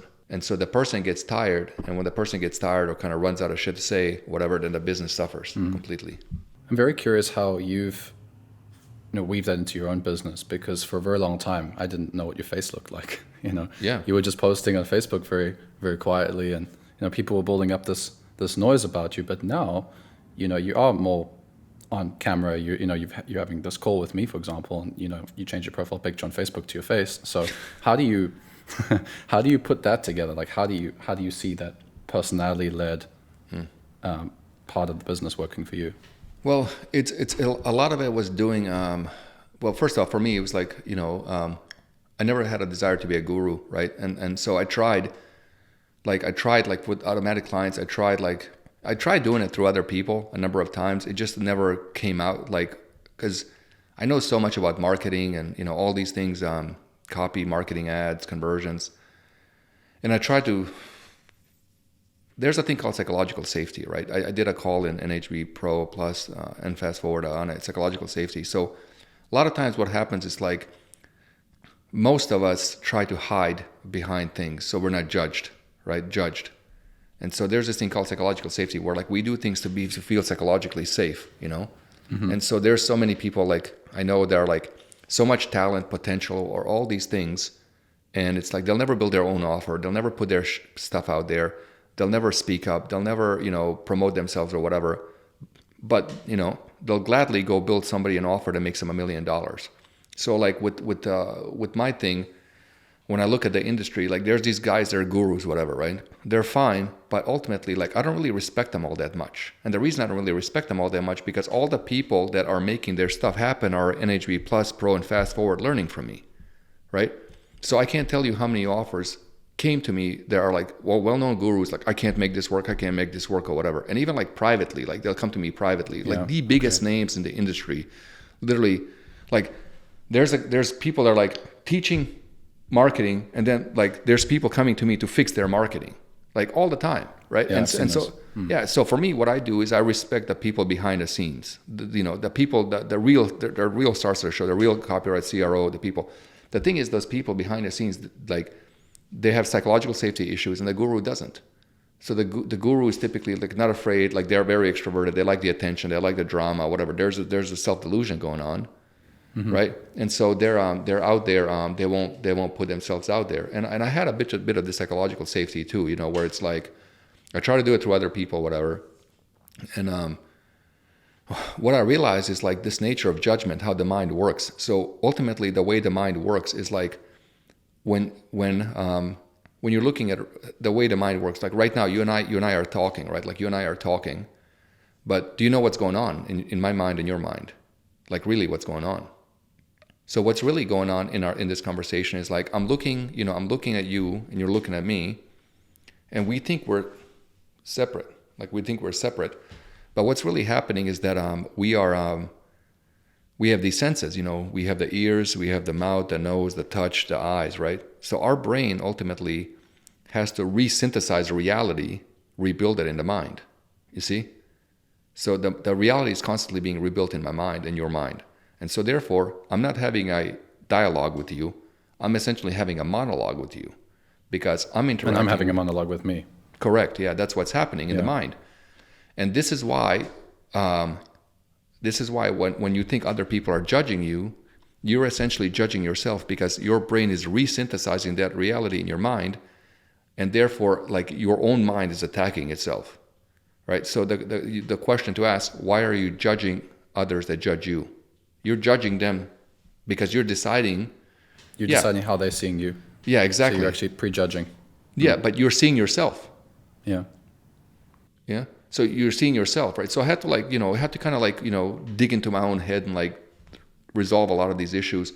And yeah, so I had like psychological safety issues, and then like once kind of like because it's called reality, right? Re means again. It's not called ality, it's called reality, right? And so reality, again, that's what happens in the mind, right? So even when you're writing copy, they feel some sort of way. It's that synthesis of imagination, right? So for example, like if they can imagine something, like if like copy stuff, back to copy stuff, right? Mm-hmm. So if your market is very creative, right? And you write something, a story, whatever, like they can feel something, right? If you're selling to a market, and the market is very mechanical, right? They can't see it. Words don't mean shit. You have to show them processes, like draw stuff, etc., visual. So that's why like with AC offers, when I did like copy hinge stuff, when I did the copy hinge concept and shared it with everybody, like double, triple conversion rates, right? Why? Because I started adding it. So if you look at the automatic clients page, it's off the market now, but like if you go down the thing, there's like processes, demos, I explain how it works, right? So if you look at the most effective webinars, right? If you look at the webinars, one of the reasons webinars convert at 10%, because it covers the greatest spectrum of minds being able to grasp how it works, what you're trying to communicate, right?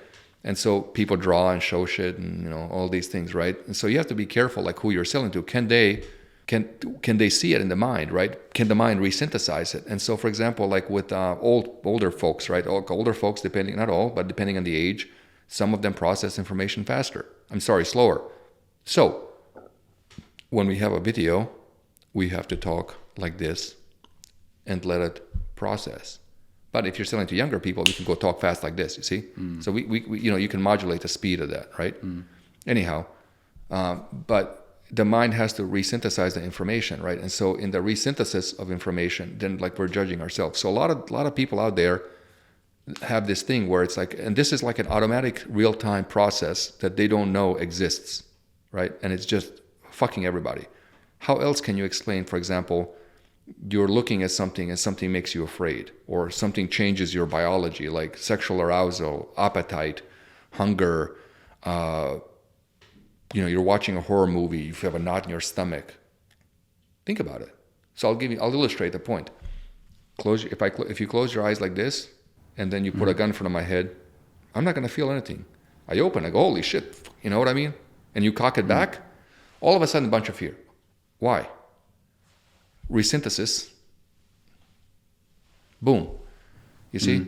So when we write copy and do marketing and talk and everything, it's like we're ultimately creating a monologue they're not aware of. They think it's a dialogue. It's a monologue. That's why, like, I had an offer I did in the flipping space, like, flip space, like, flipping houses. And I did like $750,000 a month, right? And one of the things is it was a largely an African-American market, right? African-American market. And the gentleman was also African-American, very Southern, right? So I had to write everything to how he talked. Like I listened to how he talked, whatever. And then I wrote the whole thing based on his linguistic patterns and expressions and stuff like that, right? And there was like the deep connection with the audience, right? Because ultimately we connect with what we're familiar and hear all the time, right? So if you have, for example, a certain group of people that talk a certain way, express themselves a certain way, whatever, and then you have that, the affinity is much higher, right? Now, they tried that offer before, and they tried that, and it wouldn't work. And the reason it wouldn't work is because it sounded like a dude wearing Gap in khakis, like a white dude, and it was just a massive disconnect in terms of language, right? In terms of language, and so I love rap and hip hop. That's like I listen to it all the time. Like, so it's like I grew up and I went to like all African-American high school. Most of the people there were African-American. And so it's like I grew up with, I know the differences, the nuances in the language and the expression, And when you have the nuance of the expression, the language, then it's like the match, the dialogue matches, and it can influence itself, which we go back in the beginning of our call, which is the mind can only convince itself. Yeah, so the biggest thing I actually wanted to know from you, Alen, as well is, in my space with the copywriters I've been coaching one-on-one, and I've coached probably about 150 of them at this point, and what's working really, really well for them, the thing that they're doing to make quite a lot of money is working with these personality-led info businesses. Yeah. And they're integrating into their teams. And I'm curious, like, what your perspective is on that. Like, because, the direct response Wild West, it's like you need to have a lot more sort of skills, but nowadays copywriting has been sort of broken into these different categories that you can fit inside a business. And so now the copywriters are all just writing, let's say, emails and social media posts and Facebook ads and landing pages just for these personality-led businesses. But what if you don't want to work for those businesses? Is like that the only way to make money as a copywriter? Like, what's your perspective on personal brands? Well, I think they're very important. They're very important. It's more so the orienting thing, right? So the reason personal brands are arising now is because there's just so much noise in the world, right? So when there's a lot of noise in the world, there's a lot of choice. It goes back to how our minds work from the beginning, right? There's a lot of choice. And then the question becomes, how do you get chosen, or how do you choose, right? Mm-hmm. And so ultimately how you get chosen is, again, it's like, if people talk about you, that's a personal brand. If they're exposed to you, that's a personal brand. But also, what are you known for, right? What are you known for? And so, like, one of the things, like, beginning, like when I first started, like, it was just, I just wanted to share what I love marketing. I wanted to share it. But a lot of it was nuanced and strategic because, again, it's like, everybody's doing videos. I'm writing posts. That's contrast, right? That's contrast. So it's a lot of the contrast I created in the mind. So, it's like it became very memorable, right? Not just what it was said, but how it was said in the context of which it was said. And so created a contrast. And then, I haven't been on podcasts in a year, and I've had so many, and now I just have the time, right? And like that's also a contrast in a world where, everybody's trying to get on social media, shove down videos down your throat. Like I'm saying no to everybody, right? And that's contrast. And, there's patience too, but also there's a ebb and flow, because sometimes you have to give the audience the gift of missing you. I think that's really important, because food tastes better when we're a little hungry. Food tastes better when we're a little hungry. And so I modulate it. So even in the NHB group, like I'll go like sometimes like a month without posting anything or whatever, and then I'll come back and just go hard. And this modulation really kind of like creates this nice ebb and flow to it, where it's like, it's cool, right? And musicians too, like if you don't hear from a musician for a while and they release something, you're like, that's nice. One thing I've noticed, for example, with a lot of these big personal brands is like, they're like going too hard on Twitter or whatever, like nonstop posting and, doing these shorts and stuff, is their engagement of the audience is just decreasing. Like the likes, like they're getting like 0.01 or like % likes. And that tells me that the audience they're getting the views. But the audience that cares so little, they're not even willing to like, expend the energy to hit with a thumb with the like button, So it's very low. So that tells you the efficacy of it. But I think like a brand is really important. I think working with creators is wonderful. I think it's really good. But as a copywriter, what you should do, in my opinion, is to realize what is the skill and power that you have, and what are you really trying to do and develop. So when it comes to the question of the original copywriting, right, was salesmanship in print, right? And then it was changed like to salesmanship multiplied. That was the second change. And the third change that I've coined was basically change work, right? Because as a copywriter, you can get people to change their beliefs, their views, their opinions, their motivations, their feelings, their emotions, their choices, their preferences, their likes, their dislikes. You have this tremendous ability to get people to change all sorts of things, right? And you have different mediums. You have to do a VSL, you can do a sales letter, you can do email, you can do ads, you can do group posts, you can do all sorts of wonderful things, right? And if you look at what power is, a definition of power is the ability to create, in my definition, it's the best definition, it's the ability to cause or prevent change, right? That's it. So why is a nuclear bomb the strongest weapon? Because it can generate the most change, right? And so why is the U.S. government or the United States the most powerful nation in the world? Because it can cause or stop change. So Trump goes, stop this, and that stops. Trump says do this, that happens, right? Change. So we have to look at it and zoom out. What is our real ability here? It's not writing words. It goes far beyond just being a copywriter. Because one of the things I will tell you is like, if you look at this whole thing of like identity, like if you put yourself in a bucket, I am a copywriter, by default, you're telling your subconscious, I am not anything else. And I think that's why they get stuck. I'm just a copywriter, I'm not. And for me, for a long time, like I had the identity of a marketer, right? That was my trap. So it's like for years, I'm a marketer. And at the same time, what I was telling myself is, I am not a business owner. I am not this. I am not this. I am not a product creator. I'm not an influencer. I'm not this, right? Once I stopped pegging myself into this one box, I could open up, right? So if you have the ability to change, then the question becomes, okay, it's worthwhile to pursue the skill of copywriting, certainly to get better, because ultimately you're pursuing the skill and the power to change. And then you go, what is it that I want to change? Now, in the beginning of this podcast, we talked about, the only reason people buy anything in the first place is change something.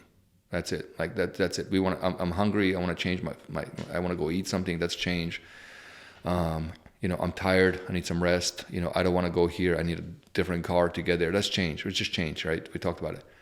And so your whole thing is like, what do you change? So it's like and thankfully the whole world changes all the time. And so there's a lot of money to be made in change, and everything changes. So you never should be afraid of not doing well in life.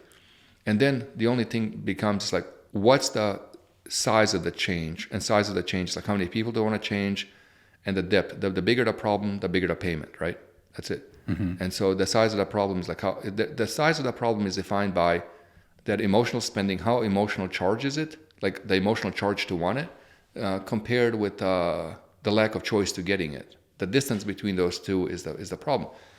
And so you can you can go work with influencers. You can go take over your whole businesses, publish them, and do all sorts of things. You can create your own offers. You can get clients. You can do everything. One thing though I encourage people to do is to not just limit themselves to one thing, but doing many things. So for example, like one thing I'm aware of is that if you look at that chart of survival, safety, security, status, you look at that chart.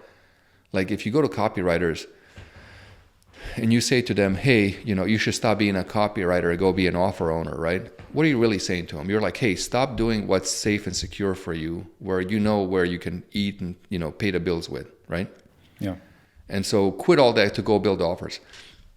Well, I think just continue being a copywriter, and then what you should do is go into build offers as well, or do other stuff as well, right? So we're building this huge job board that we're going to launch. It's free. You can't even put a credit card in there. 100% free. It's going to help everybody get everybody more deals, and your students can come use it. Again, they don't have to join our program. They don't have to give us any money. My whole thing is, the more we can help everybody make money, the more money everybody makes, and the more money we make somehow down the road, right? It's all connected. Mm-hmm. So we built this huge, wonderful job board. We have in NHB job board, it's like the most active one in the industry. Like hundreds of millions of dollars are made there. It's crazy. Like we don't make any money. Most of the people I work with are getting clients from the NHB job board because that's where all the best deals are. So. Yeah, we don't like, I'm proud to say we've never made $1 off of it, like $1. And I'm really proud of that. And so we build this huge job board. It's like standalone for everybody. It's wonderful.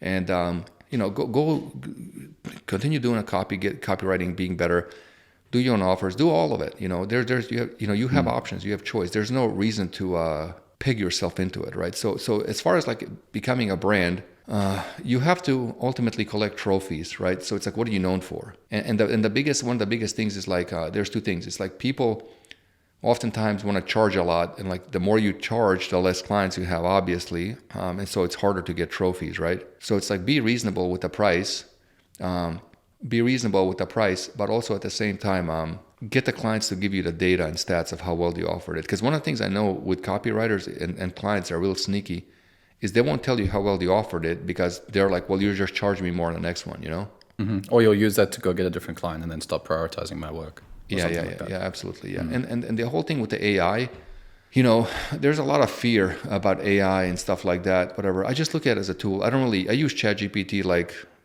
for dumb questions, like, for example, what's the currency conversion, or, what's the calories in something, whatever, just basic stuff. I don't really use it for any marketing. But I wouldn't worry about it. It's just a tool, it's just a tool. Yeah. There's a lot of fear they have. Yeah, I think a lot of people now that they've been introduced to copywriting, they've been introduced from people that are telling them it's about writing words on the Google Doc and it's super, super easy. Back to what we first talked about. In the beginning, it wasn't so compelling to get into copywriting because it relied on a lot of work. But now they've made it sound like there's not much work except the writing part. Whereas, direct response, true copywriters like Gary Halberton, Dan Kennedy, and these guys, they were building offers. They were doing the whole thing. They were doing the whole process. And so really, from my perspective, it's like, well, copywriting, yeah, sure, it is wordsmithing, but real copywriters that understand what copywriting originally was, the whole perspective is like, and if you see it that way, and you start seeing it that way, and lean into the identity of whatever it is that you're working on, you can use identities to sell as well, right? So, you could call yourself a copywriter from a client's perspective because they're looking to hire a copywriter, so you get the match. But once you're in their business, maybe you could, optimize something that's not directly within your role to get the results that you can now add some trophies and start saying like, hey, I've done this. That's one of the things I've been telling a lot of my clients. I say, hey, you need to, if you want to go and do more than just email copy, tell them, hey, I want to focus more on VSLs, or hey, I want to actually have an impact on the offer. And then you can get those results, and then you can lean into that in the future. And that's actually one of the things that, I was doing a lot when I was working with you, is that, I was starting to do more consulting, and I would take some of the clients I was already working with as an email copywriter, and I told them, hey, I'd like to do this, that, and the other. I want to focus on that more. I'd get them results, I would use those results as trophies, and then I would get consulting clients with those results that I created. And I didn't charge for those results with those initial clients. I just said, let me get these things for you. Let me help you with this. I got those results, bragged about it, and then got clients like that. And that's a really smooth way to transition, in my experience. Yeah, absolutely. So like, you know, if you go to somebody, a client, right, and you're like, you have your own offer and you've done a bunch of other stuff, like the probability of them hiring you goes up so much more because like you understand the whole thing, right? You understand the full stack.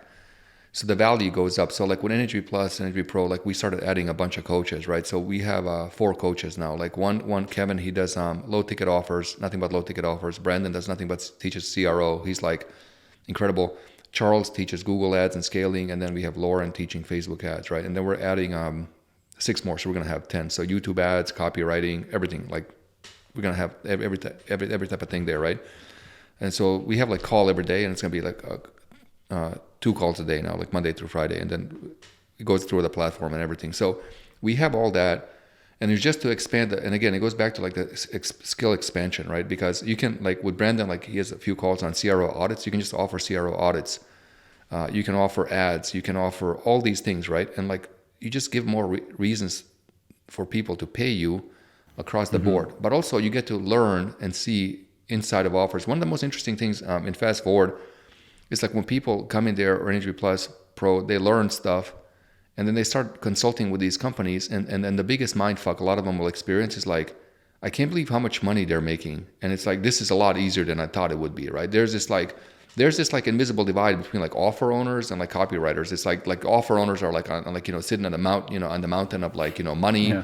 And these guys are like, you know, looking up and it's like, I can never beat that. It's like, it's like, they just don't have psychological safety issues that most people have, right? And I know we've been talking for a long time, so maybe that's fascinating. If we do another podcast, we could do another podcast and we can talk. Like I did a whole call in there about psychological safety and how to get over it and stuff like that. But just wanted to touch upon it.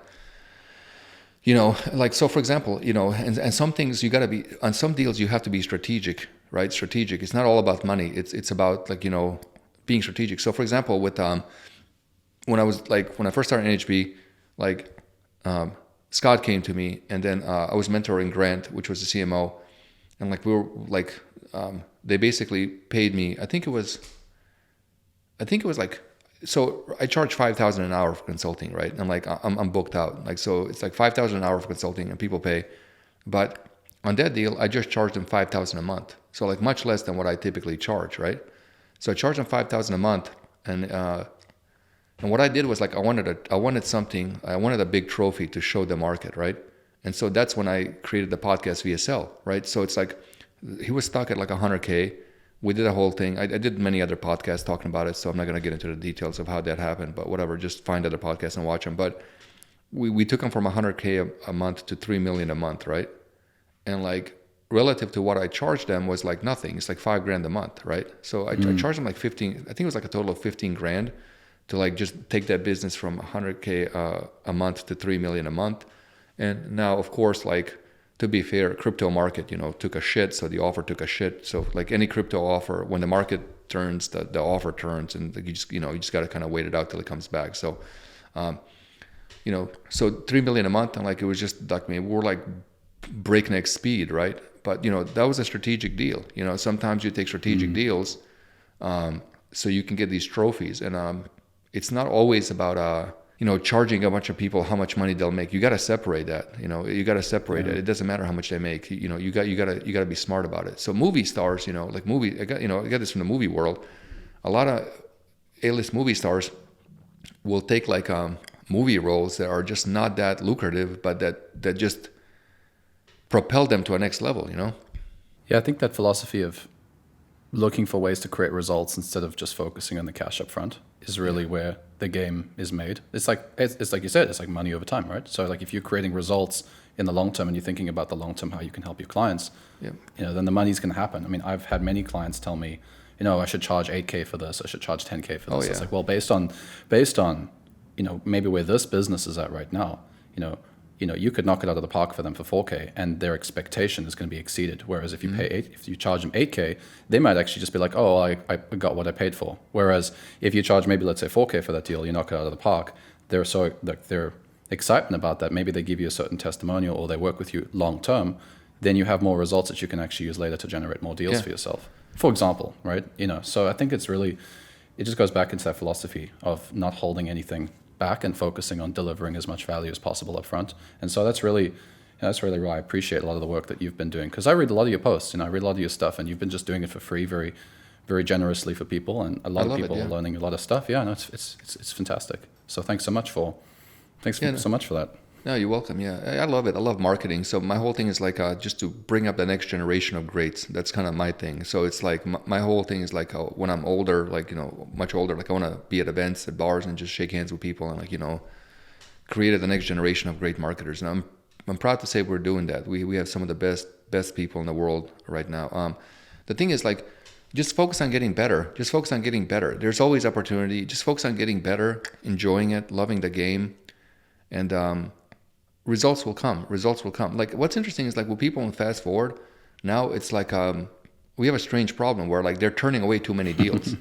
Yeah. Like they have too many deals. So like they're like, what do we do? So I had somebody come to me, and they were like, how do I create a backlog and charge people to be on my waiting list? I'm like, well, I'm like, I don't think you should do that. Just pass the deal to somebody else. More will come. And so they passed deals to each other, and they just get better. And ultimately, the reason you just have to give people a reason to give you money. And the more money they can make, the better they'll do, the better you'll do. One thing though is like, looking at economics of the offer. Like I had this post that I wrote like 2 years ago. It's kind of like work with business models, not clients. Right. And so it's like with certain business models, like the client has to have a justification to pay you. So for example, if you're like an e-commerce copywriter and you're selling like a widget for like whatever, $20 from China, and their profit is like $5, and you want to charge like X amount of money, they have the way they think is like, man, I got to sell like 2,000 of these damn things to pay for this person. Right. So it goes back to that trade-off. But if you get somebody if you go to that same widget person, you go, you know what? I understand you have to sell 2,000 of these things to pay me. So how about this? I'll go ahead and help you with this. But what we're also going to do is we're going to create some upsells. We're going to create a few catalog items. We're going to do some promo. We're going to do all this together. And what will happen is that you'll make so much more money that I'm basically working for free. Because essentially, like, if you get yourself to the point where you're functionally free, meaning like you make them more than they pay you, then they'll just keep paying you. Then it's like, yeah, they have no reason not to pay you, right? And on top of that, you get to learn, you get to grow, you get to make good money, you get to experience, you get to see behind the scenes of various facets of the offer, et cetera. It's wonderful. So you get everything. So on another note, you can go to a high ticket client that charges $10,000, and then the justification be like, well, I'll just charge you one high ticket sale, and that's fine, Mm-hmm. And just one extra sale for your business, just one. yeah, that's it. So it's a lot of the strategic positioning is like picking business models and stuff, but also knowing like where the resistance comes from, right? So for example, like I can look at an offer and say, okay, there's resistance in the sales process. Here's how we fix it, right? So for example, if you have a checkout page that's converting at 70%, typically that's an indicator of low opt-in rate. And then you have a market that's too specific. The marketing is too specific. It's filtering out people who are it's filtering out people who are it's going to that peak solution state. So it's filtering people from problem states that don't understand it. So you can learn all these things, and it's better than ever to do this because the whole world, is very comfortable spending money online, on phones, and there's more opportunity than ever. And you can sell. I mean, you can sell. I've mentioned this before. There was an offer some years ago, like selling witchcraft spells, making a few $100,000 a year, like witchcraft spells. Like I don't know if it was true or what it was, but it was just the craziest thing, like all sorts of wonderful things you can sell when you learn copy. And you don't have to be the one to create the product. You can get people to create the product. You can license the product, or you can create the product, and you just have fun with it. And just I don't think people realize how easy it is these days, right? Like when I was coming up, dude, like to get a merchant account, it was worse than getting a mortgage. Like you have to submit like bank statements for a year, like apply it. They check your credit. To build a website, you had to like learn to code. it was a lot, like, to build a shopping cart, man, like that, even upsells for a long time, like we didn't have one-click upsells. They had to re-enter the credit card, and so when one-click upsells came, we're like, holy shit, so now it's so easy. It's easier than ever. It's better than ever. Yeah, it's more accessible than ever before. Like even when I got started, there was, there were a lot of people talking about copywriting, but it was always like paywalled as well. Whereas now there's like so much stuff that you can learn. I mean, just reading stuff and nothing held back, you could probably get half of the education for free. You just read your posts, and it should be a good starting point. So one thing I just want to caution people is like to be careful who they learn from, because like the thing is, like a lot of the guys out there teaching stuff are just like very good at biz op, right? They're very good at biz op, meaning like money for money. So this has been quite a long. You mean copywriters or copy coaches that teach just how to sell biz op? No, I think to be fair, I think most copy coaches are pretty well rounded. To be fair, okay. Although you have to be with copy coaches, you they do skew, right? So for example, like there's copy coaches fall into predominantly 3 categories: finance, health, and biz up, right? So if you have a copy coach, typically they've got their chops in finance, or they got their chops in health, or they get their chops in biz up. Markets don't quite translate, they don't quite translate. So for example, finance copy is predominantly a risk aversion copy because it's like, investment risk. So it's like risk aversion copy. And so risk aversion copy is very different than health copy, which is like low emotional state copy, people dying and shit like that. And biz op is like, can be higher emotional state. So they don't really translate. So when you're learning from people, you have to look at like what are they leaning towards, and then what do you want to do, right? Yeah, but exactly, also the other thing is, I mentioned this some years ago on a podcast where, for example, if you have a mentor that's a copywriting coach, right? So we all have the way we buy. We all have a different buying pattern, like our personal buying patterns, right? So for me, story, facts, right? That's what gets me, right? So if you have a buying pattern that works a certain way, but then you're learning from somebody who has a different buying pattern, because the way we buy is the way we sell, right? So like my buying pattern is my selling pattern. So typically the way I sell, like once, like I've reached mastery, so I don't really need to. I can modulate it. Like I can change selling patterns, but most people, until they hit that level, they can't. So they're kind of, the way they buy is the way they sell. So in a lot of programs, like copy programs that you'll see, it's like the person teaching will have a certain buying pattern, and then you'll have a handful of people who match the person's buying pattern. And then they do extremely well. Like they're just the stars of the show. Like they're crushing it. It's working. They're getting it. Things are clicking. And then there's other people. It's just like, I'm not getting this. Like it's hard for me, whatever, right? The reason it's hard is that the buying pattern of the person teaching and the person learning is very different. And okay. So they could like try and match, but it's not actually internally the same. Yeah. Right. So for example, like if you're if your buying pattern is one that you need authority and facts, meaning so like your copy will typically have authority, like a doctor or something, and very factual, research-based stuff like that. But if your buying pattern is one of story, like story and stuff like that, then it's like you leading with authority and facts is just going to feel very choppy. It'll never really flow naturally.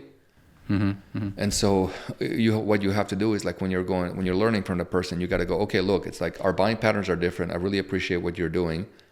Here's my buying pattern. This is how I buy. How do we modify what you're teaching so it can work for my buying? So you just ask them, how do I pattern? And like if the person is good enough, smart enough, wise enough, they'll be able to say, okay, I understand where you're coming from. Here's how we change it, right?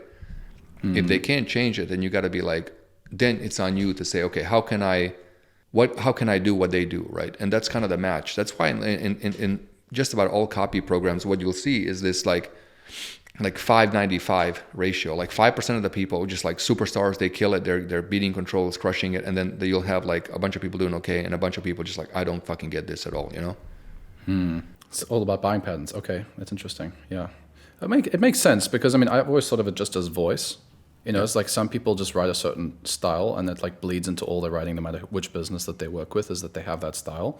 Right. But if you don't have the same style as the coach, right, it's going to take a while for you to adjust to it. And in this case, like your buying pattern. Right. So if you look at Gary Halbert, right? Gary had like 2 proteges that were like remarkable: John Carlton, Scott Hines, right? So Scott Hines and John Carlton. If you read Gary Halbert's copy and if you read John Carlton's copy side by side, you can see a same buying pattern, right? Same thing, Yeah. like very, very same. And if you look at Scott Hines as the third comp, you can see the same. But people that don't match it don't have it. But then it's like you have Clayton Makepeace's copywriting style or Gary Bencivenga's. You can see that, and the people that match it do extremely well. Interesting, because I much more resonate with Clayton's stuff than I do with Carlton and Halbert. I always find I always end up writing more like that. And I'm Exactly, always like, I struggle to write with Gary's style, actually. So that's interesting. Yeah, okay. Yeah. So if Clayton is like, you know, your the pattern, if so you and Clayton probably, like I think he passed away, but you and him most likely match the same buying pattern. And this is how, like, buying pattern is nothing more than how people are convinced, how they come to believe something, right? And so if that's the case, then it would be, you know, you just recognize it. Like, who else has the same writing pattern as Clayton?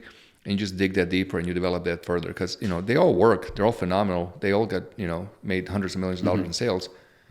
But matching that is going to be really the key to people. And this is where a lot of copywriters get stuck, because, like, they'll join a program, the buying pattern doesn't match, and then they think there's something wrong with them. It's like, no, there's nothing wrong with you. It's just that there's a mismatch. Because then it's like, if they slightly changed it, then it's like, boom, they're crushing it, you know? That makes sense. That makes total sense. Like, all the copywriting programs that I've, you know, purchased in my career, and the people I've learned from, they do have a similar style to me, and I always resonated with that. But then there's other copywriters, and I won't mention them now, maybe another time, but, you know, those people, I always felt like, how can they write such good copy and create such high conversions? And I just don't get it. It's not clicking. You know, it's not that style is just not the way I write. It's difficult. But it goes further than that, because what happens is the audiences that they put those sales letters or VSLs in front of also have the same buying pattern as them. So there's like a triple luck. So there's like a triple luck pattern. Like, there's like three things have to align, right? And so they look at it. But then if you take their pattern and put it in front of people that don't match that pattern, they don't convert as well, right? And so really, once you start to recognize this pattern, then afterwards you can these different patterns, then you can start to write in different patterns based on where the market is, because ultimately you have to match the pattern to the market's pattern. So and one of the ways you can do that is when you do market research. Like, you know, a lot of people do market research from, like, you know, they'll go on PubMed and you're like, you know, looking for that big idea, right? But really the market research, what it should be, is research into the buying pattern. So if you go on Amazon and you're selling like a weight loss pill, whatever, etc., you just read, or whatever, some type of supplement or anything, or book, it doesn't matter. Like, you know, Amazon, whatever, a book, you read the reviews and you pay attention to the criteria. What keeps popping up? I had to see it. I had to hear it. Other people are saying it. I read a lot about it. I watched a lot of videos. I did this, you know. Yeah, then there's authority. So you look at these different patterns emerging, and then once you read enough, you'll become very in tune with the pattern. And then what happens is when you write copy, you can just match that pattern, and then the market opens up, because, like, it's a key going to the keyhole. It just opens up.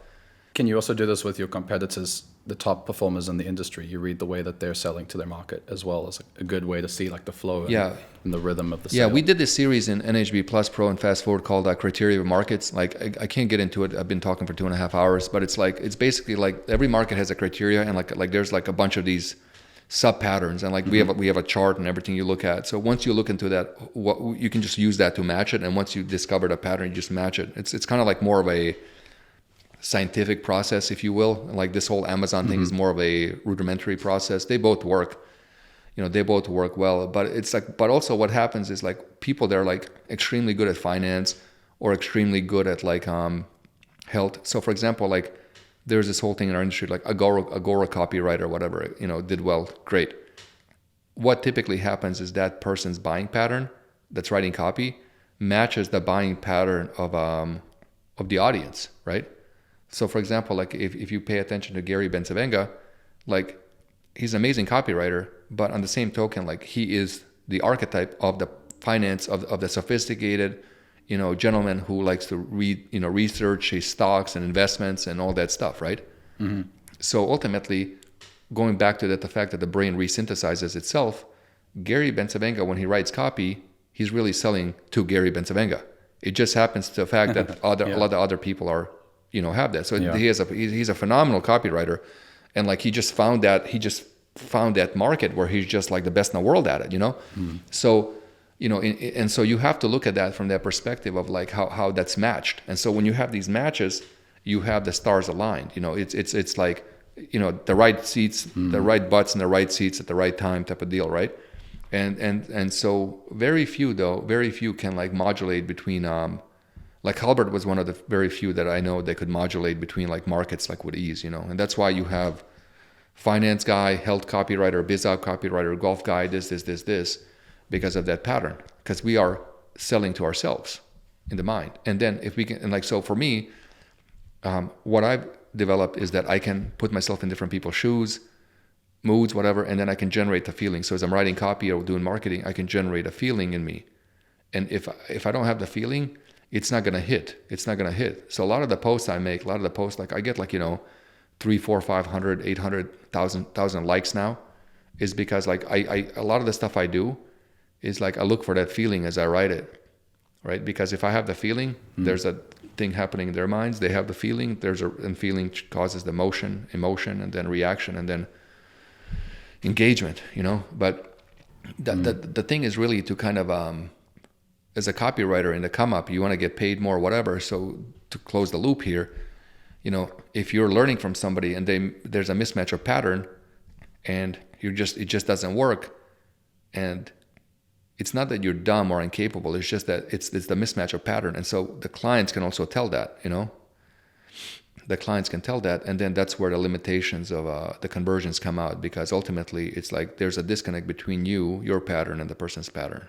That's fascinating. That makes so much sense. Like light bulb went off for me. There's so many different offers I struggle to write in, and maybe I get okay conversions, but it's just like it wasn't. And there. Some just hit, right? And then there's other ones where and then I'm like, okay, well, what is that? Is it just a skill issue? And it's like, yeah, technically, but also like what you're saying, it's like it's the easiest always when I'm talking to myself. Like a lot of the marketing and a lot of the content that I create, I've always just been talking to my younger self. So it's always the easiest, So.